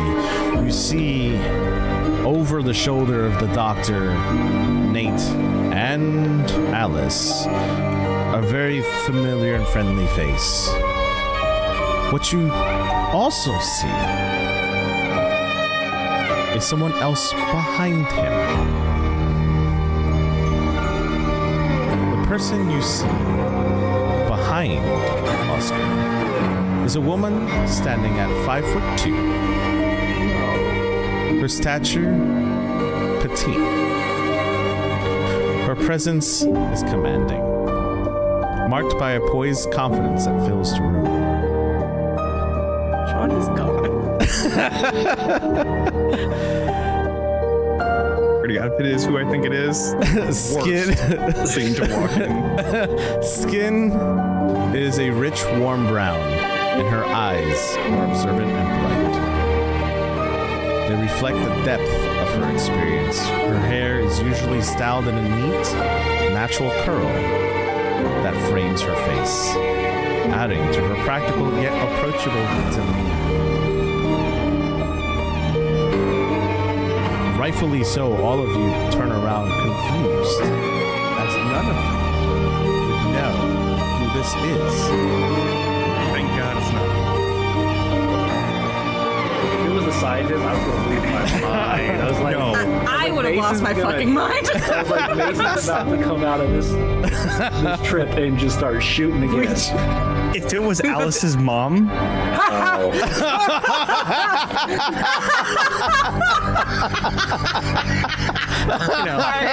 just shot your daughter. By the way, look up. No, Not invited to dinner anymore. That would have been Off awesome. the guest list. Would have been awesome, but no. Oscar, no, you're fine. Oscar, you guys need a little bit of moment. I put you through a stressful hour and a half. So, Oscar turns around after just whacking Mason across the face and introduces this lady. Her name is Naomi Harper. She has a pin on her right-hand side. And that pin has the letter C on it. For those who are in Candela, you would notice this pin right away. For those who are new to Candela, you would not understand what this pin is. For those who are in Candela, you notice that this pin right away, and you know they are in Candela. So, what do you all do? Nate, while holding onto his shoulder with one hand and the gun in the other, is going to look to Oscar. Couldn't have done that sooner. Yo, Short King, I told you, I'm gonna smack you the next time you talk to me. You want to talk to me like that? And you just see like him grab the cane and kind of squeeze it. But then in the back of his head, he hears Kaz's voice, don't do it. And he just loosens it up a little bit, but he's ready to whack you. Alice is gonna like stand up and like put a hand on Oscar and also I guess clutch wherever she got shot. Where did you get shot? Right? You tell me. I guess probably if I'm holding his face. You're holding and his he shoots face. me. I guess like shoulder. Because I'm not gonna fucking say face. Yep. So, No, you be dead. So yeah. yeah, that can't happen. So I guess shoulder makes like the most Shoulder sense. makes the most sense. Yes. So I'm Shoulder, like, stomach, leg. yeah. Yeah, stomach would be bad. Yeah, let's no. And I just put a hand on Oscar, and I'm like, we've been through a lot. Apparently. We've been. Everyone's sort of saying stuff. And she looks at Mason, who's like knocked out. It's like he didn't know what he was doing. And then she's gonna look at this woman, and I don't recognize her as someone who's like been in Candela my whole life. As being someone in Candela, you do know there are circles in this area. This is a new Lightkeeper. You have not met. Oh. Okay. I'm sorry, I don't recognize you, but I'm Alice Quinn Kelly. She extends her hand. Hello, dearie. I've heard so much about you. I wish I could say the same. What's your name? My name is Naomi Harborough. I am in charge of another circle, but that is not of importance right now. Yeah. Right now, we have to take care of the two people that are laying on the floor. So let's take care of them. Diantha is and I will still give trying to stabilize Oliver on the floor. I will give you all the answers you seek once we stabilize your friends. As she turns and points towards them. I get out of the way because I'm no help medically at all. She is also a doctor. Yes, so we need more of them. So she is a doctor by trade. Doctors. And she will try to lift Oliver, but knows she's very petite, and you hear her clear her throat as she looks over to Oscar. And Oscar now grabs Oliver by his scruff and picks him off over Mason and like carries him on his shoulder now and walks over and gently places him onto the table so that you can work on him a little bit more. Diantha, And Mason, you're going to stay laying flat right there as Naomi comes over to you. And okay. Mason, she is new. However, you do know of her. You're just knocked out right now. Yeah. Mason knows of her due to the fact that Mason delivered the letters. He just didn't know who she was. She's never met them. Oh. So, she's gonna kneel down and work on you, Mason. Diantha, tell me what you're trying to do. Can she figure out the way? So he got shot 3 times? Once. Just once. Okay. Where is the wound? In his stomach or in his torso? Where is it exactly? I would say his stomach, as he was trying to lay on top of him. That would be the most logical point. Okay. I am not a doctor, but Diantha would know if it was important to retrieve the bullet or leave it there, and then how to react that way. Yeah. I don't know personally, Pyreiia. I don't know if you're supposed to take a bullet out of the stomach or if you just live with it forever. You would need to take you would need to make sure that first the artery isn't nicked. Yes. So if the artery isn't nicked, then you would retrieve the bullet because it's a foreign substance. But first you would check to see if it went through his skin, to make sure that the bullet went through and it's not still stuck inside of him. And if it is, then you're gonna need to get it out. dig it out. Yes. Yeah. Okay. Well, is there a hole from front to back? Did the bullet leave? So what you're going to do is you're gonna inspect. Okay. So you're gonna roll the focus for me. Perfect. I'm actually really good at focus. Give me just a second. I say that and I can't find the tab that I have it open as. Okay. You said focus, so we're gonna do. I get 2 focus die, and then I'm gonna go ahead and use one of my. No, I'm not. I'm just gonna roll it with the 2. We'll see. We'll see what it does. Okay. All right. So. All right. I did get a 5 and a 1, and my I forgot the name of it at this moment, but I get a drive back because of my good dice. A gilded die. There you go. My gilded die. So I'll take the 5, obviously. So awesome. Yeah. So as you turn the body on its side, you look for holes as a doctor. You know this, right? You've operated as a doctor, not Pyreiia, but as Diantha, you've operated before. This is easy work for you. You look for the hole. You try to see if there's a hole, if it gone through, clean hole through and through. So there's no bullet stuck inside him. Okay, however, he's oozing. Yeah, he is losing blood. Yeah. Okay.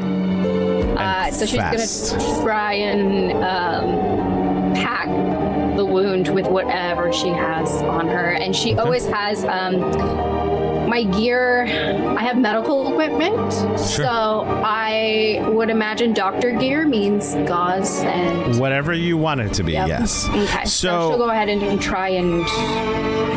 Nate and Alice, what are you doing as you watch both your friends now on the floor and on the table? What are you doing? Oliver, you're incapacitated at this moment. We'll get to you in a second. Not saying a word. Nate only knows how to take care of wounds that he sustained in various street brawls and the like. So while this is going on, Nate is over here. He's stripped off most of his shirt. He's taken off his suspenders. He's looking at the wound where he just got shot at, and he's trying to see if it's gone through. And then he's just going to stick his finger straight through the hole and pop out the roll and inspect for me. if it had not. Oh God. Yeah. And inspect. Wait. Inspect. You're inspecting yourself. So But you what have is medical inspect? I knowledge see how survey to do focus, this. sense, sway, read. That would be Focus. focus. Oh, okay, I was like, there is no inspect. It's just one of the things under. Instructions Oh, unclear. I do see it. I do see it actually Rolled now. 66. Yeah, so there's no guarantee that he's going to be good at this because he's never. He tends to himself, but himself. Damn it! I rolled a 5 and a 6 again. Okay. So here's what Gilded versus. Here's what I'm gonna tell you. You inspect for the bullet. The bullet went through and through, but you're just poking yourself. So go ahead and take a body. Okay, I'm at 3, and then I'm going to once I'm sure that the bullet's not in there, pour alcohol on it. All right. Knight, can I you help lose a you in body. any way? I don't know what I'm doing, but do you need assistance? No, assist the doctor. I'm good. I look over at Diantha, who's clearly very focused and doing everything. I'm like, I'm just gonna stand here. Don't think you understand how much pain you'd be going through dumping alcohol on an open wound. No, I actually do. Un poquito. Un poquito. So Mason, also shot at I asked you a question Yeah, in chat. got it. So, Diantha, did you? Okay, so you sterilize the wound. We're gonna say, for the lack of, you're a doctor. You stitch up things. Okay. Okay. You did all of that. You stitch him up, Oliver. You wake up once she's done with the last stitch. You took a scar. The last scene. Explain to me what your scar looks like and what you learned from it. So I called this scar the fatal shot because this is what drops me, right? And where that wound will of course need to be sewn, that will stay scarred up on that left side of the body.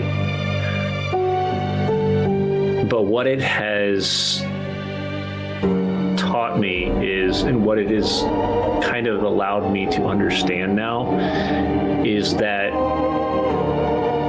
phenomenon is real. From what I've seen, thinking it's just a guess, an illusion, a confusion, this has realistically proven itself now over and over and over again. So by doing so, I took my first instance. Okay. Ooh. Awesome. I love that. We'll get back to you here in a second. Diantha can see it, and it's like, this is not right. Oh, God. And she realizes kind of what happens. Mason, we have the good doctor, Naomi, hovering over you. Effects of Scarlet. A tainted Scarlet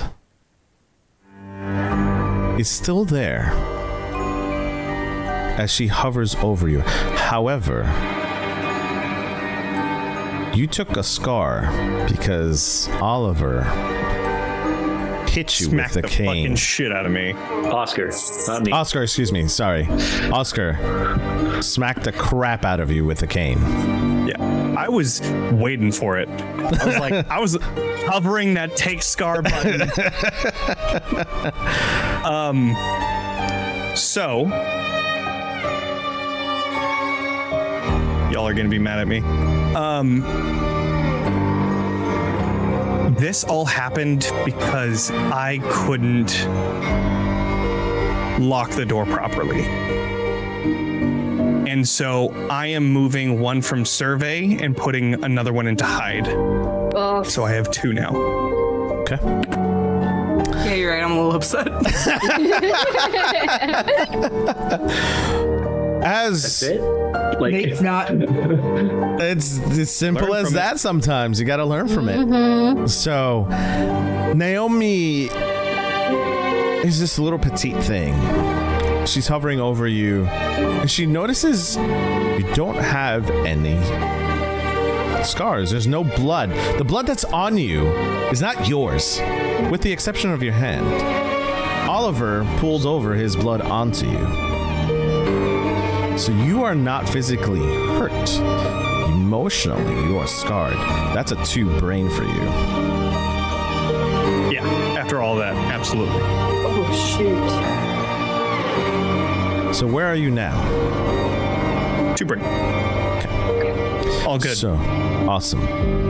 Ish. Mechanically. Mechanically. Mechanically, you're 2 brain. You're 1 scar. Right now, you wake up. You blink, and every time you blink, you see Naomi. But then you blink again, and a picture of the monster that was holding your face earlier flashes before your eyes. Pick the doctor. And it just continues to go like that as she continues to work on you. She notices this on you. Or not on you, excuse me. She notices this is going on. You blink feverishly in front of her. She stops, looks at you, and analyzes you for a quick second. She realizes she's seen this before on another patient. She goes quickly into her bag and stabs you on the neck with an EpiPen. Got us in the first half, not gonna lie. So your heart is now racing Yep. as you see her. Your visions for now are gone. What you see in front of you is a pool of blood, Naomi, and your friends shot. What's going through your mind? I think Mason runs out of the room. It's important that you. He's not going far. He's no. going just to the other room that the child was in. I need direction. He's Direction. Sure. Okay. Where are you going? Because I'm going to give you, before you tell me, I'm going to give you the scenario. Naomi's in front of you, kneeling. You are sitting on the floor. Outside of that room is Oscar, standing at the door. You have Oliver on the table with Diantha. Alice, where are you currently? I see. Okay. I'm with Nate. Like they're like doing their whole wound thing, and I'm looking at my shoulder like, do I have to do this to myself? We're not gonna have to roll for this. I'm gonna say that Diantha patches you up pretty quickly. They're just through and through wounds. Great. Oliver's on the table up, and stuff. So Mason, what are you doing? I think he realizes what's going on. He knows that, and now that I understand the Yeah, that's why I was like, let me repaint the picture. Maybe not so much running, because he's gonna run into a fucking brick wall called Oscar. Oscar will probably take care of the issue. He will gladly give you another black eye since Nate pissed him off. Yeah, right. Okay, so then I think he's gonna reach up to where he got smacked the shit out of. And then he's gonna look at the broken door and just blame himself for not being able to do it correctly. And then, which is where this scar comes into play. And then he's gonna look past. I don't want to know the answer, but was that me? Naomi, she has a southern twang to her voice. She's a very southern lady, and she'd be like, honey, this is not your fault. Don't blame yourself. That's not what I asked. She smacks you. Take another bite. This man just woke up, smacks him again. Smacks, but it's not a heavy smack. It's one of those southern mom Yeah. It's a right southern there. Body, I'd be mom like, smack. Motherfucking. Yeah. Okay, it's a motherly smack. It's smack, right? And she looks at you and goes, Kaz sent me here, and he told me about you. Honey, this ain't your fault. He knows you. No. Stop shaking your head, damn it. Look at me. No. Look at me. What do you want from me? I don't want anything from you, honey. We've all been through shit together. I know what you're going through. You're blaming yourself. And she pulls up her arms, and what you see on her shirt, underneath her shirt, are 3 scars running parallel down her arm. If anyone knows about punishing themselves, it's me. You're not the only one that's lost, people. But giving up lets the others win. We're in this together, honey. There's a reason why Kaz sent me, and there's a reason why Kaz chose you.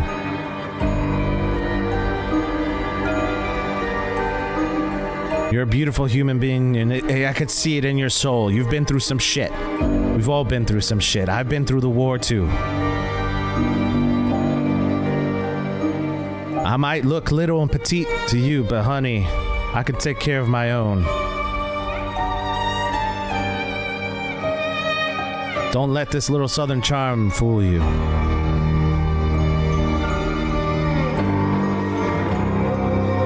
Are you done? No. We're not done. And she's gonna grab you, lift you up, and she's gonna look you in the face and say, soldier, report in.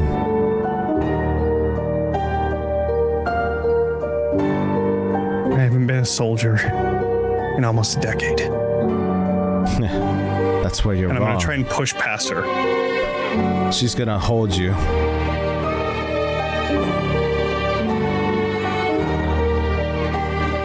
You're not done. Stop running away. Yeah, and what happens then? This? This just- isn't your fault. Fuck everything up again? Shoot everyone that I barely know who you are. So this means absolutely jack shit to me. Kaz, great. I need a minute. She looks at you.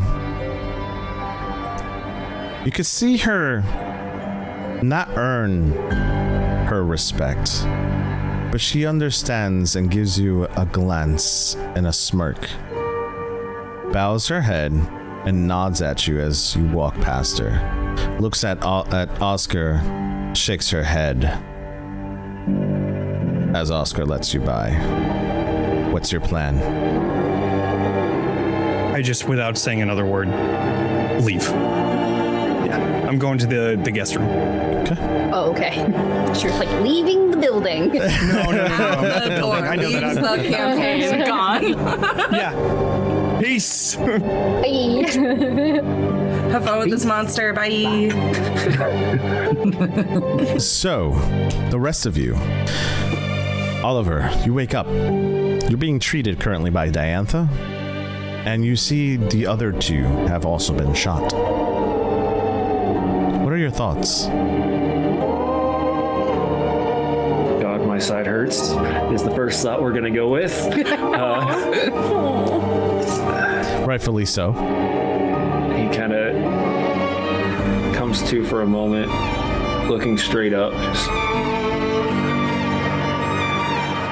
And he slowly turns his head. He looks over and he can see Alice and Nate bandaging themselves. And then he kind of takes a moment and tries to lean up, and immediately that sharp pain through his side just goes through and he drops back down.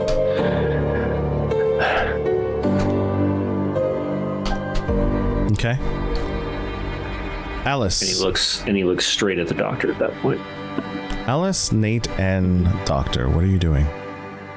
You're going to have to give yourself a little time. You can't just jump off the table. I'm sure you feel Nate? it.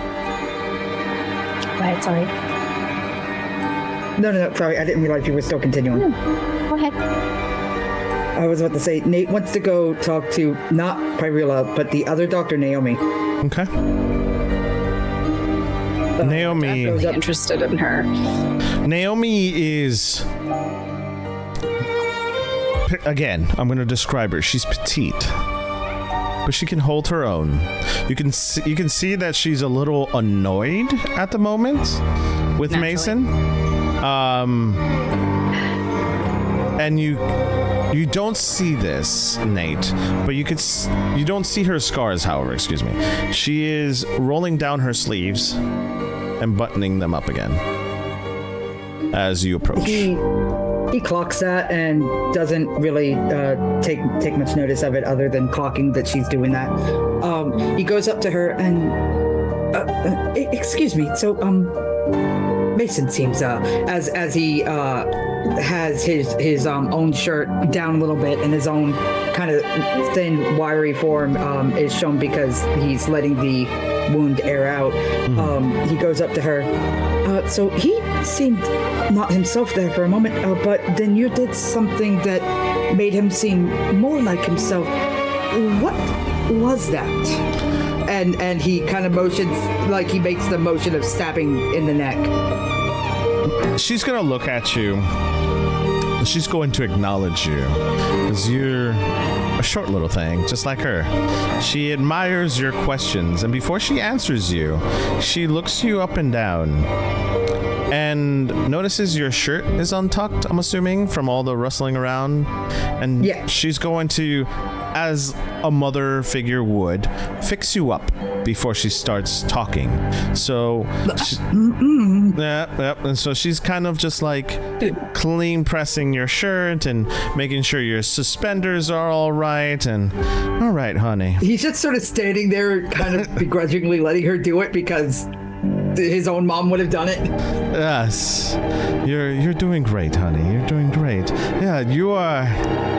As they call you a name out there, don't they? They call you Nate the Red, but I've been hearing another name lately. Short King, is it?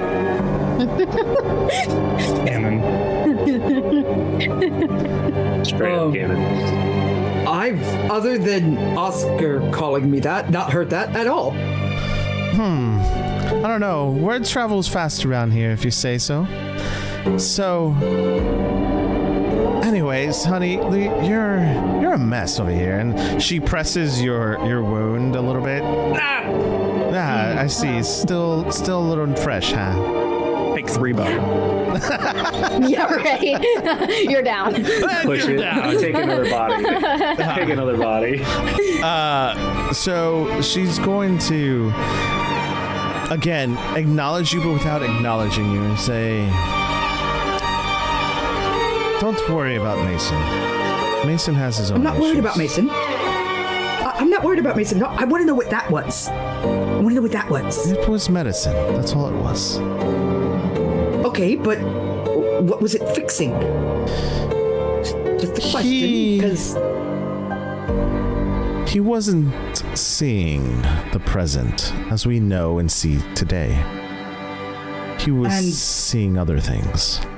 What might have caused that? And as he's talking, what he's actually doing is he's distracting her and trying to keep an eye out for another one of those things so that he can then swipe it from her.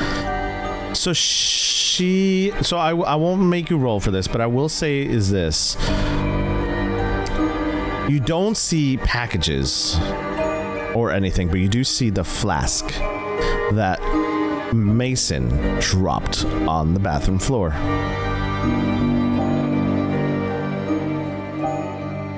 Ooh. No. I think you misunderstood. He's looking for another one of the EpiPens. Oh, the EpiPens?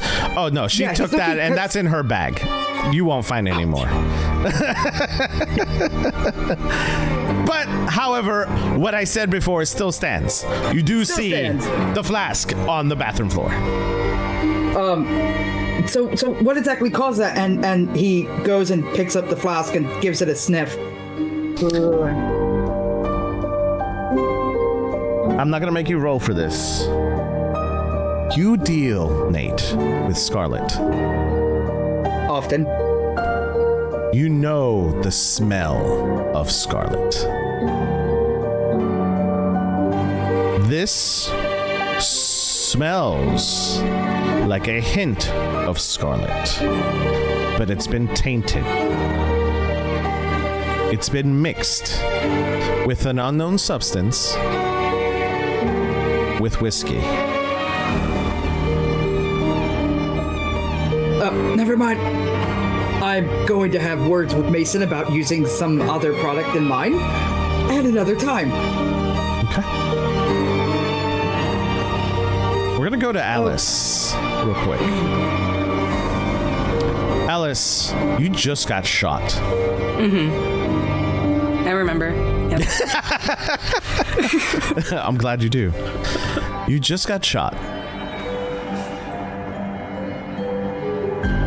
What's going through Alice's mind? Seeing the look on Mason's face as he didn't recognize you.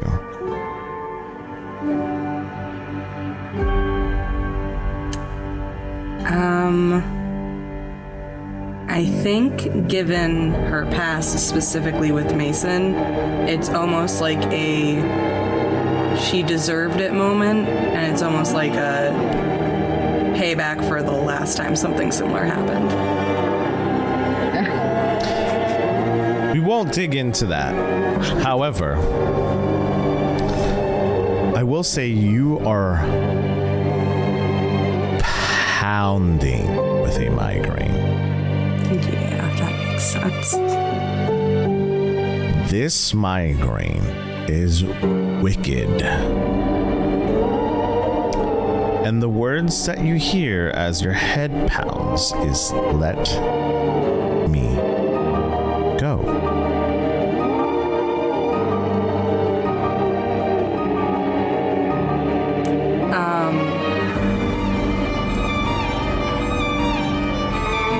I think in her head, not out loud, she's gonna say, "Why? What are you gonna do?"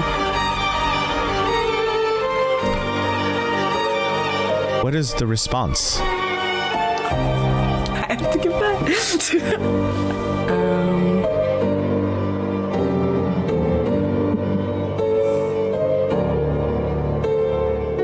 I guess probably something like, "I'll finish the job." Okay. So from the outside, if anyone's looking at Alice, she's not talking to herself, but she is holding her head, and it's like facial expression wise, she is going from in pain and scared, and then it's like a moment of nothingness, and then back to in pain and scared. How many brain do you currently have right now? None, because I had cleared. So right now I only have the 2 body that I've taken this game. Okay. You take 2 brain. Yeah, that makes sense. From the experience before. You just saw Mason look at you and didn't recognize you. You just mentioned something like this happened before.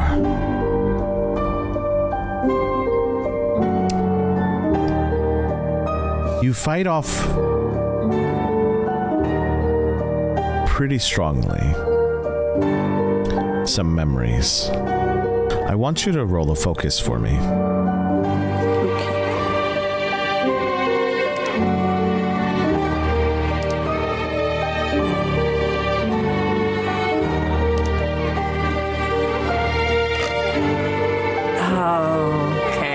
This is an interesting situation. Oh, never mind. They're reversed. Okay, no, it's not. I'm going to take the 4. That's gilded, obviously. And I thought they were reversed for a second. It's a mixed success. Yeah, I grabbed an intuition back, though. Perfect. What you are trying to do is keep your composure in front of Diantha. Okay. You catch yourself, which is your success, but not before she notices something.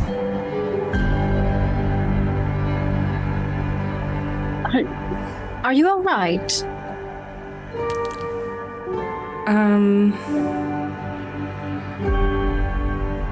Well, naturally, I mean, everything going on, but I mean, in this current moment, something a little off. I'm going to very quickly look at everyone in the room and wait for like a quick moment where they're busy with their own things, and then look at Diantha and go,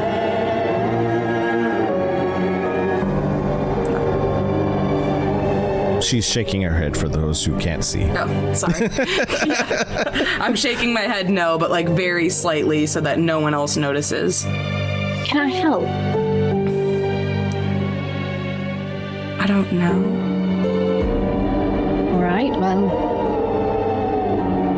I can give it a go if you are able to explain the variables that I need a little bit more. I'm trying to think how she would explain, because like there's no way she's gonna say stuff out loud with people. Yeah, right?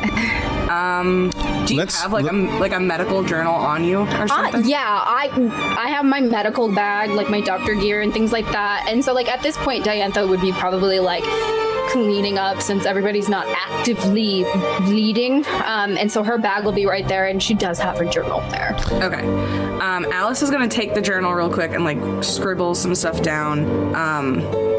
Prior to this, Alice had been going to Diantha like for like checkups and things, and I think that she had shared like a little bit of this, but like not nearly everything. And I think when they had discussed it on their own, she had like sometimes said like a dark passenger is like sometimes in her head. And in this case, she's going to get much more into it and just be like, I think the dark passenger wants to hurt Mason. And I pass that back. And I literally say, I don't know what to do, and it's hard. She's getting louder, is what I say to you. I write this down, and I'm making sure no one else is noticing what I'm doing. Right. So I don't know if I need to make a roll to like hide that I'm doing that. Or... No. Okay. As you guys are talking, the camera's gonna pan to Oliver. Oliver, we're gonna take a quick moment on you. You watch Mason dart out the room after he just spoke to a person you have no idea who they are. All you know is that they were treating Mason. Mason looked upset and left the room as the other two, Oscar and Naomi, let him go. What do you do? So Oliver is going to very haphazardly push on the elbow joint of the arm that's missing, of the hand that's missing. I'm gonna say during that time, the doctor reattached. I got the hand back? Yeah. Oh, finally. Yeah! I can move around like a normal person again. There you go. All right. So he'll use that hand to kind of prop himself up, and he'll hold on to it with his left hand right near the wound. He can put pressure on it. And you can see every once in a while he's just kind of like gasping for air for a moment. And he's going to push himself off of the table or wherever he's sitting. And he's going to slowly walk towards where Mason headed, but not before grabbing a unopened bottle from the bar. New Fair and whiskey. heading You see way. that. You grab New Fair whiskey. His favorite. All right, yeah, I'm good with this. Awesome. And I will take that. Over to Mason. The camera doesn't follow you. It stops and turns to the doctor and to Alice once again. As they finish their conversation, what is it that you guys say? Could I take out my bleed detector? And in this moment, I'm just gonna keep it low and kind of near her bag, but like shift it towards Alice and kind of use her little monocle bleed detector. Okay. And see if it reacts to Alice in this moment. As like I'm kind of, yeah, because I feel like I'd be kind of switching. Yeah, because you're saying that it's like she's kind of Alice. Yeah, go ahead. Yeah. Roll a focus again for me and send me the results. So, what you detect as your bleed detector is out, I'm not going to make you roll for this, is that when you shift your monocle towards Alice, you said your monocle turns blue?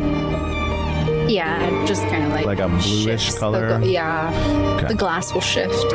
Alice, where are you currently standing? I think we're like huddled together, right? Yeah. Yeah, but that's what I'm saying. It's important you tell me where you're standing. Are you next to the table? Next to her. Right next to the table? We're like standing by my bag. Okay. Yeah, I don't know that we're at the table. We're like standing together, like like girl powwow. Yeah. Like shoulder to shoulder, like what the fuck's going on? You do see it turn blue. However, that's the table that Kaz was on. So you can't detect whether or not if it's you or if it's not. All right. Well, and she's gonna tuck it back in her pocket. Based off of kind of what we've discussed, has anything worked in the past? I know you've tried a couple of things. I don't necessarily want to give you something that might. Nothing really. She just keeps. It seems like she comes out more often, and I can't remember what happens for like the last couple months. I've been losing like a little bit of time, not like a lot, but like I'll be on one side of the room, I get to the other, I don't remember walking there. So it's more frequent. Diantha will like lift up her journal and start jotting these details down as we're talking. And has there been a moment where you've been seeing through the same eyes, if that makes sense? If you and the passenger are in the beginning when she would come out, it was like I could see what was happening, but I couldn't do anything to stop it. And now it's nothing. I'm not there. Fascinating. All right, and this she'll write down in her journal because she doesn't want to like say Mason's name out loud and like anybody else be like, what? So she'll jot it down and she'll be like, has the passenger harmed Mason already? Why Mason in specific? And should you not be close to Mason? So she writes all three of those down and is like, what about this? I have to think about that for a second. Okay.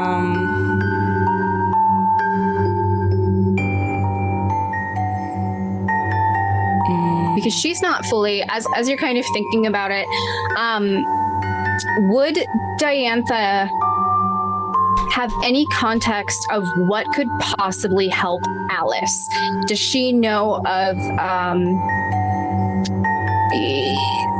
something? I don't want to like be like, you take Scarlet and then you're like addicted to it, or some other kind of thing. Could I? That wouldn't really help me at all. Just something in her past that maybe she could pool to assist in some way. Because I could use my occult researcher, but it's kind of like noticing something in the scene. Here's what I'm gonna say. Okay. Alice, you determine the answer. Oh, okay. You get to tell how much you want. Answer more questions. Alice is going to write down, she's never directly hurt Mason, but she has hurt people around him, and they are both very aware of each other. Okay. So, as you guys are having that conversation, the camera is going to slowly pan off to the direction of the room where Oliver and Mason are now met in the same room. What is going on in here? So Oliver's going to pull up a chair. And The first thing you see when you walk into the room is Mason has his bleed detector out. He has his pocket watch opened and he is just looking at it, laying on the bed. Kind of like he's taking his shoes off at this point, and his legs are up, knees are up, and he's just holding his pocket watch on his legs. And then he quickly closes it when you walk in. do I glance at you holding it or no? You'd see that he was holding it for sure. If you want, I'm not the GM here, but if you'd like to try and get information, I'd love to see a survey roll. I allow it. All right. Hell yeah. I'll do it. And in this case, I'm going to pop my one and only drive on it too. Let's go. So, gotta go backwards one. So how's that? That's 2. So, standard.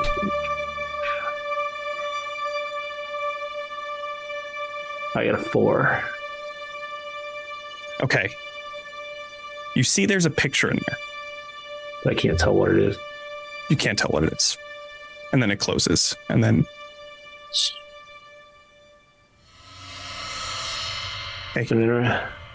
Hey, Oliver's going to kind of change his mood a little bit. You can still see he's in pain, but he's going to walk in as crazy night, huh? You're fucking kidding me? That's your opening line? I figured you would figure that one out real quick. I guess it's better than me walking in and go, why the fuck did you shoot me? Yeah, yeah, sorry about that. It's all right.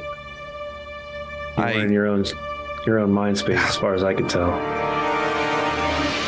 If I had both hands, I would have just hit you, but, you know, I figured falling on the gun and hopefully pointing it the other direction was going to work. Just it didn't. Next time, do that. Yeah. Well, hopefully next time I have both hands. The doctor's done a damn good job, though. Hand still feels normal. Everything seems functioning. My ribs don't hurt too bad. A lot better than we got back, back then. Yeah. That's Shot out of morphine and adrenaline, and it's really all you get back then. Yeah.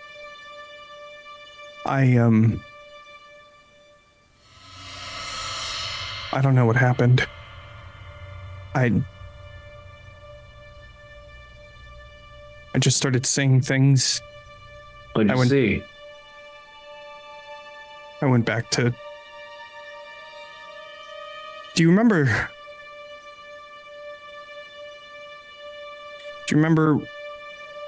It was early on in the war. It's when Otherware first landed on Hale, and we were one of the first groups to be sent out there. Okay. Let me catch this up, because this is not an Oliver and Mason thing. This is a Johnny and James thing. Sure. So when is this before the explosion that got this So going? this is the explosion in which this happened. Got it. Yes. Okay. Yeah, I know that one real well. Yeah. Scientist. I don't remember much. You know, You weren't really there. I pulled you out, and I lost a lot of blood that night. yeah, medic had to give you morphine and adrenaline.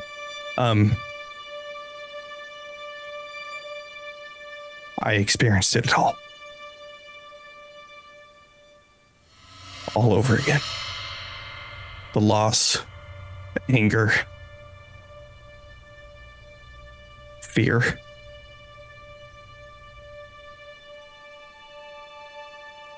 He sits down on the edge of, like, right next to Mason.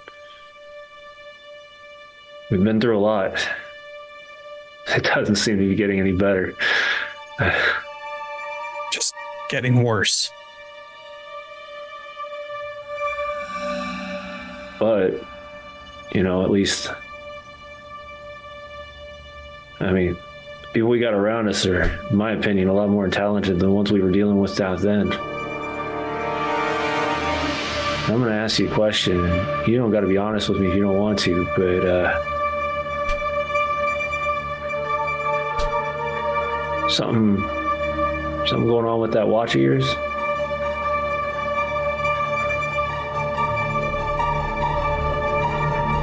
The second time I've seen it in the last couple hours.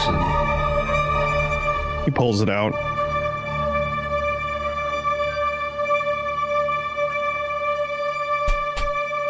Stays between soldiers. I won't say anything. It's nothing that you probably couldn't have guessed. And then he flips it open, and you see a picture of Alice on the inside. Who would have guessed? Sergeant Mason found a girl.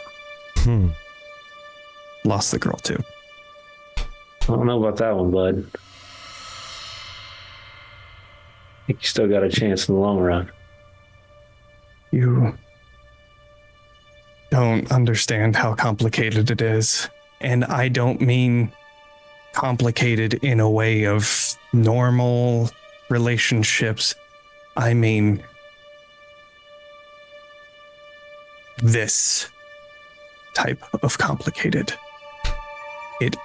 And then he closes the pocket watch, putting it in his Yeah, he pocket pulls. again. Oliver will pull out the field guide book, pull out the Candela Obscura thing, and just literally slam it into his chest. I don't know what complicated it is, because you fucking handed me this damn thing. I'm sorry. You and I know told you. Yeah, but what we saw back then, at least I can say that it all makes sense now. Yep. Well, put it back in his book, put it away. We make it out of here alive, which not really sure if Thing is gonna get me or one of y'all, but if we do make it out, maybe I'll join this crazy crew.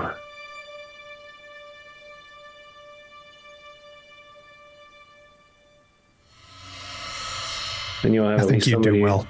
Then you'll have somebody at least at your 6 at all times.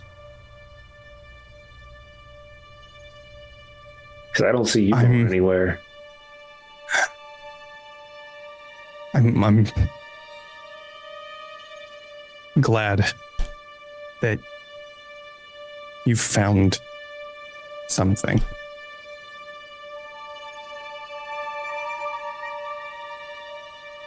You're right. I'm not going to go anywhere, but I'm not going with Candela. Every time I do, shit just gets worse. You act like that's something that we're, unexperienced in. Ever since I've met you, we've run into trouble. That doesn't mean it's a bad thing. Shooting your friends is kind of a bad thing.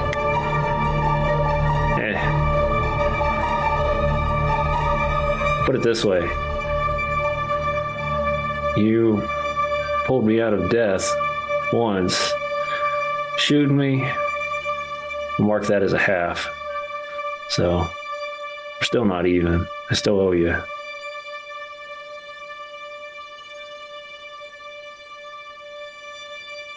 You don't know me shit. Well, I would have done that regardless of any life debt that you think that you have. never said I had a life debt. It just, sometimes gives you a reason to work through some things. And hey, now with the quiet roast, looks like it's going to be a little bit of a fixer-upper. I'll be here quite often. It's kind of a shit show now, yeah. So I'm not going to lie. That carriage thing, that was impressive. Yeah. Grab a job, hanging out with the doctor. At least then I've got some money coming in, hopefully. Send it back home where it can. Just do me one favor and don't tell Kaz that I shot the mirror. That was his favorite thing. And you saw the bathroom. It really tied up the place. If he learns that I shot it, hallucinating or not, I'm not going to hear the end of it. We'll just say that, no, that's mean. I was going to say we just say Oscar accidentally got drunk and hit it, but... Mean. He's not really going to take anything out on Oscar.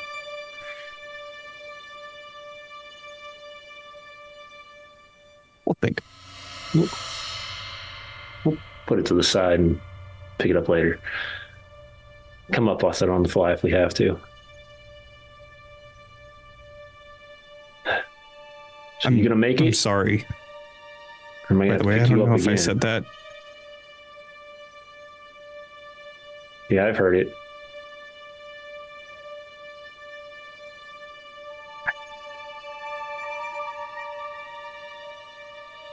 I just have a lot to think about. If that's what happens, I'm afraid. I'm afraid. I don't want to hurt any of you. And if I'm the reason, I'm talking in circles. It's a lot to think about. But Well,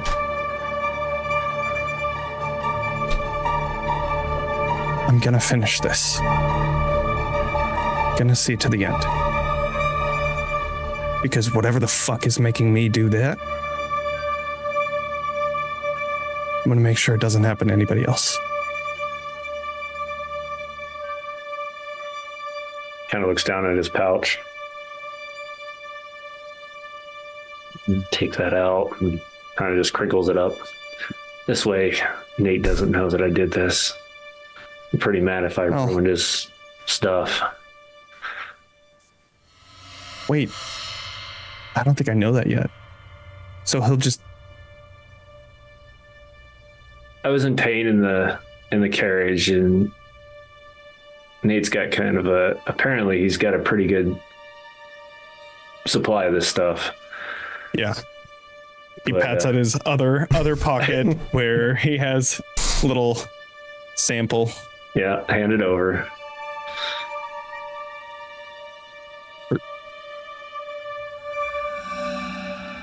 And he'll do the same thing. He'll just grab it, just powder it up with a heavy hand, like mortar and pestle, and just blows it off into the distance. Yeah, we wasted a lot of money, but hopefully it'll keep both of us alive. Wait.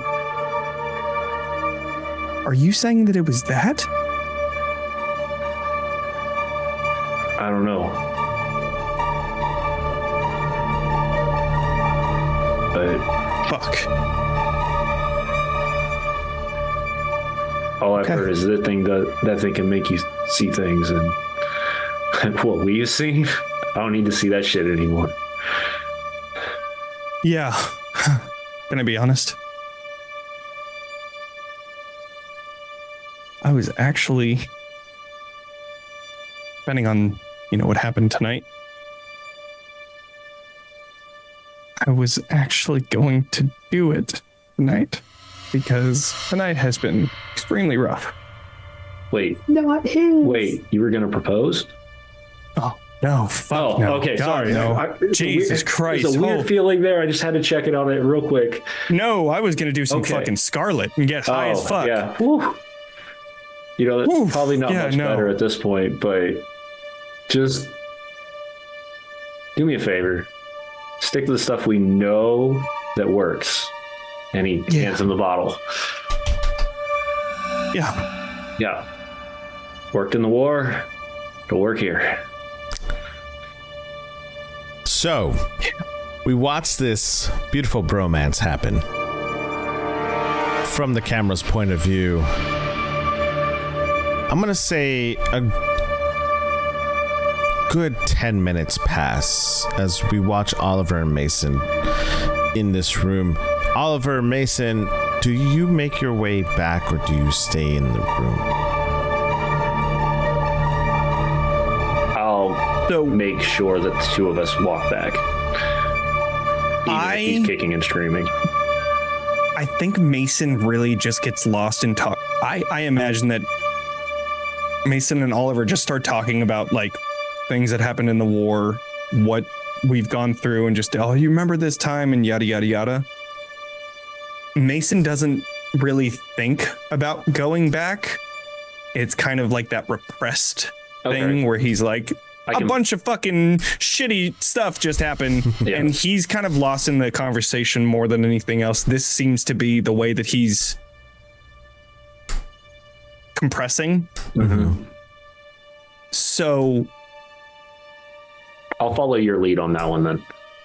So I don't know what is going to happen in there. It's up to you.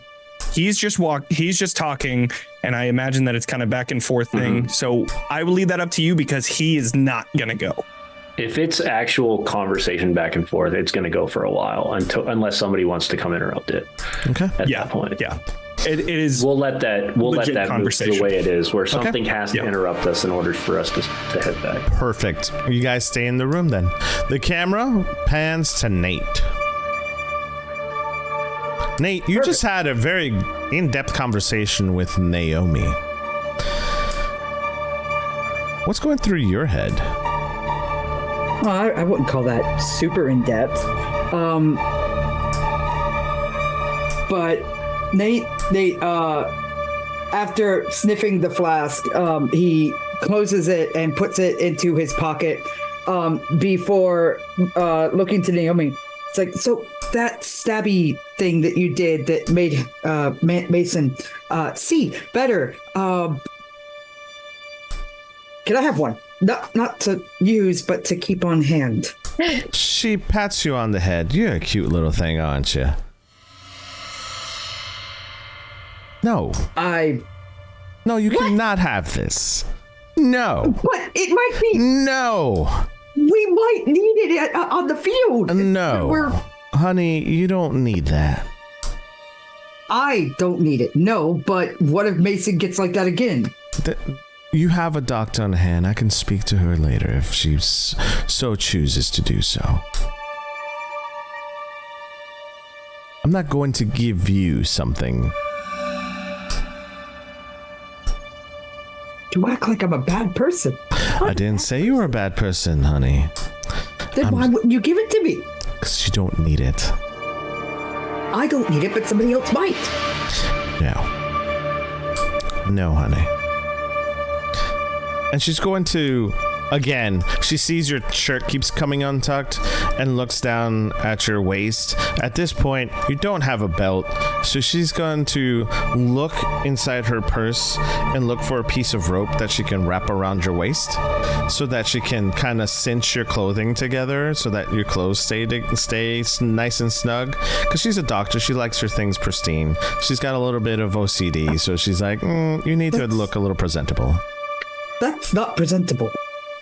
It is to me. So shut your mouth, and you're going to do what I tell you. As she goes ahead and checks for your collar. At this time, Nate, I need you to roll for me. All right. What am I rolling? You're rolling a move roll. So that is a 6 and a 4. So that would be the 4. Yes. You succeed, but you also fail. Mm-hmm.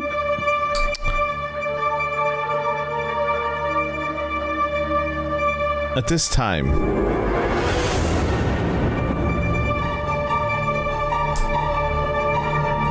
the candles, because there's no electricity in this place. It's all candlelit. Flicker. Wind from nowhere bustles through the room. Mason and Oliver, your candles also flicker. Nate, the hair on the back of your neck starts to rise. You feel and sense something is behind you. Do you turn around? Naomi's still in front of me, correct? Naomi is in front of you, yes. Does Nate see Oscar? Oscar is still there, yes. Oh shit. So it's not Oscar. So yes, he will turn around. I love the Oscar that it's not. I love that. Not the oh intimidated shit. by Oscar I at all. love the oh shit moment of it's not Oscar. Oh, okay. Oscar is seen. You can see where Oscar is standing. Yes, and Naomi's in front because he I feel like he would think that it might have been Oscar, but he sees Oscar. Yes. So it's not Oscar that's making the hair on the back of his neck rise up. Mm-hmm. So he has something else to be angry at. So he's gonna turn.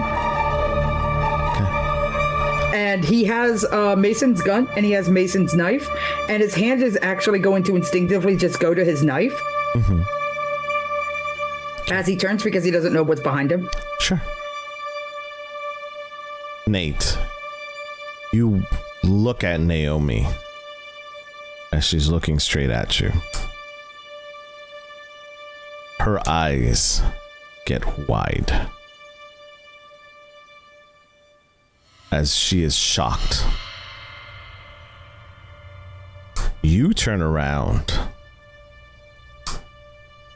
and you see a figure. But as you see this figure, you get pierced through your stomach.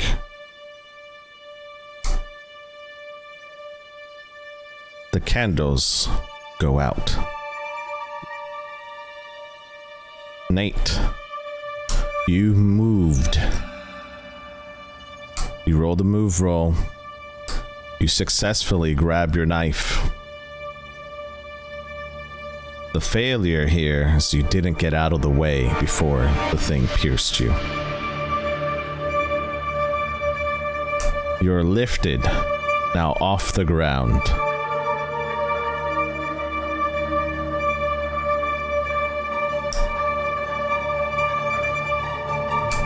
What do you say? What do I see? Nothing. You It's said I black. got pierced, Yeah. and I'm lifted off the ground. You can't see anything. The lights went out. At this time, everything that we're going to do happens at the same exact time. I hate it when we do this. Just Okay. Here we go again. I'm pierced by something and lifted off of the ground via this thing that is piercing me. Yes. do we see that or Do we hear it? You hear it. Okay. We hear it. Okay. But we don't see it because I'm assuming at this point, Nate probably made a noise when something got Yeah, pierced Nate through his stomach. did think. kind of. Nate just yelled out, and I want to confirm this, DM. Yes. There is something that's stabbing into his gullet. Correct. And that means that there is something that is either A, part of what is stabbing into his gullet, or B, holding the thing that is stabbing into his gullet. You are correct Maybe. in the assumption. Fair to Yes. assume. You have stated that I have successfully grabbed my knife. Yes. He's going to do what you would do with a belligerent dog. Drop it! And he's going to throw his knife in the direction of the thing that is stabbing him. Awesome.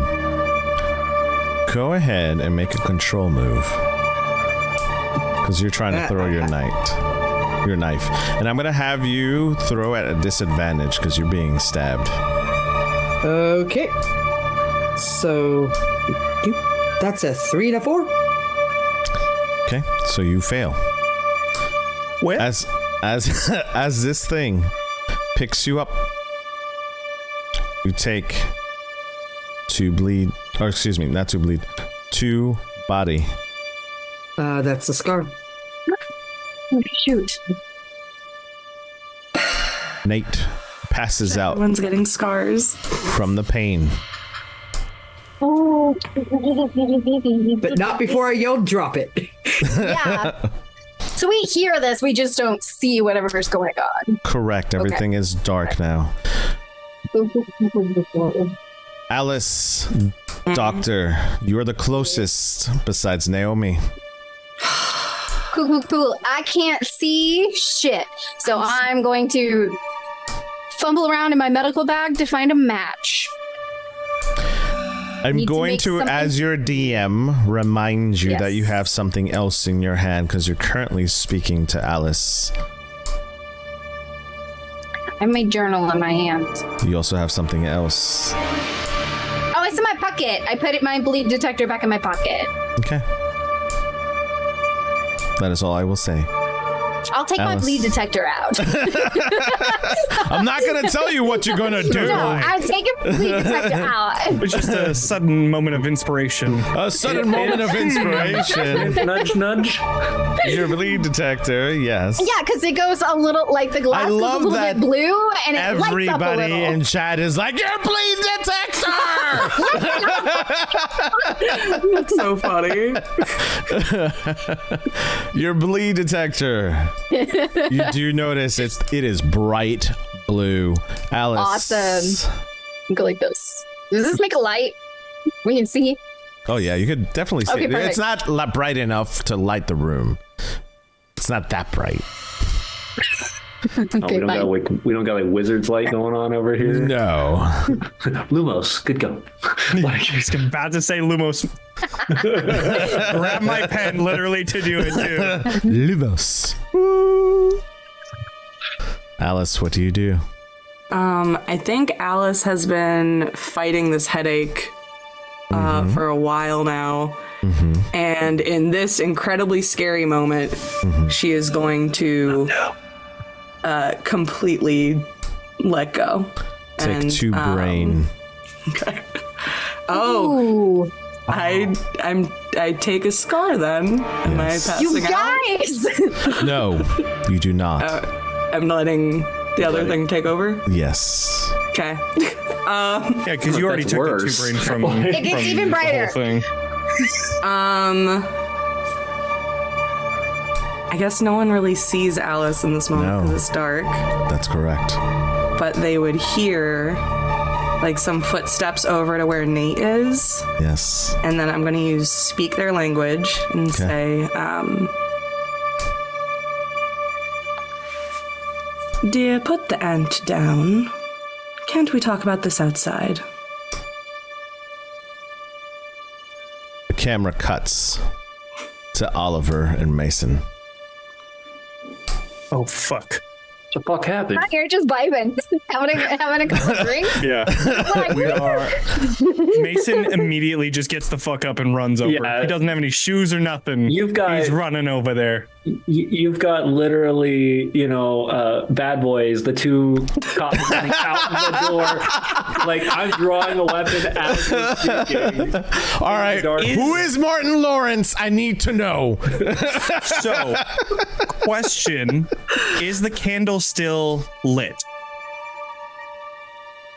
Which one? The one that was in our room. In our I room. thought they all went out. No, they didn't. Just The candles in the room that you guys were, Oh, okay. they flickered in Mason's and Oliver's. They did not go out. Okay. Yeah. You know, like candles do. So you grab the candle and I'll grab the gun and we'll go. No, but this time it was like Okay. like it dimmed, but like almost out, but then it went reignited. Yeah. I am grabbing none other. And as I'm running, I'm going to be like holding it underneath the club as well, trying to light it again. Since it's a little charcoaly from before, I imagine that it would be pretty fucking easy. We're gonna say that there's still some spark on there that you can probably Wrap hit in it. cloth. I mean, You can really probably do a hit lot it of and it'll things. reignite. It's a good idea. Yeah. All right. So, Oliver, what are you doing? Yeah, pulling the gun and following the light because I can't see shit otherwise. So, Well, you wouldn't know you can't see shit. You just saw your lights flicker. Let me just Oh, but when we were running in. when you're we're running in though, I wouldn't see. I'd see darkness in that you room, see right? darkness. So, So I wouldn't be able to see what would prompt you to go? All you saw was the sound lights. All you saw was the lights go. Drop it! Cling, cling, cling, cling! Of a knife on the ground. I mean, as a military member, I would hear Nate scream, so that would be a first trigger. Well, yeah, that. Yeah. Okay.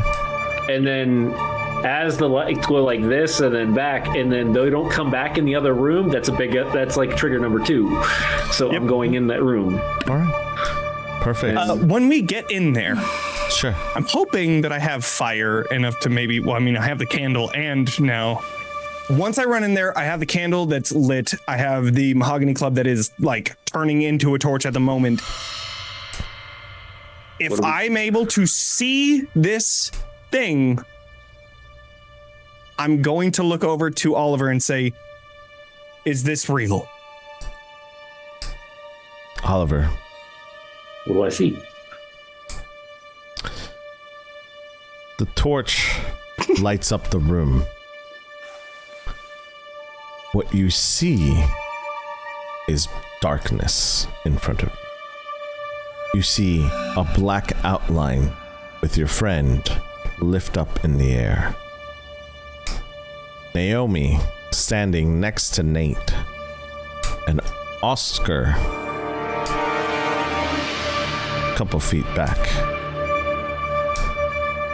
You see Alice, and you see the doctor.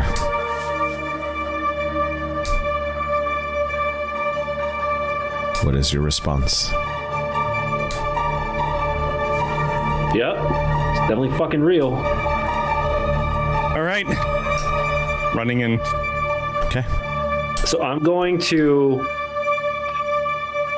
I don't know if this is going to work. Okay, tell me.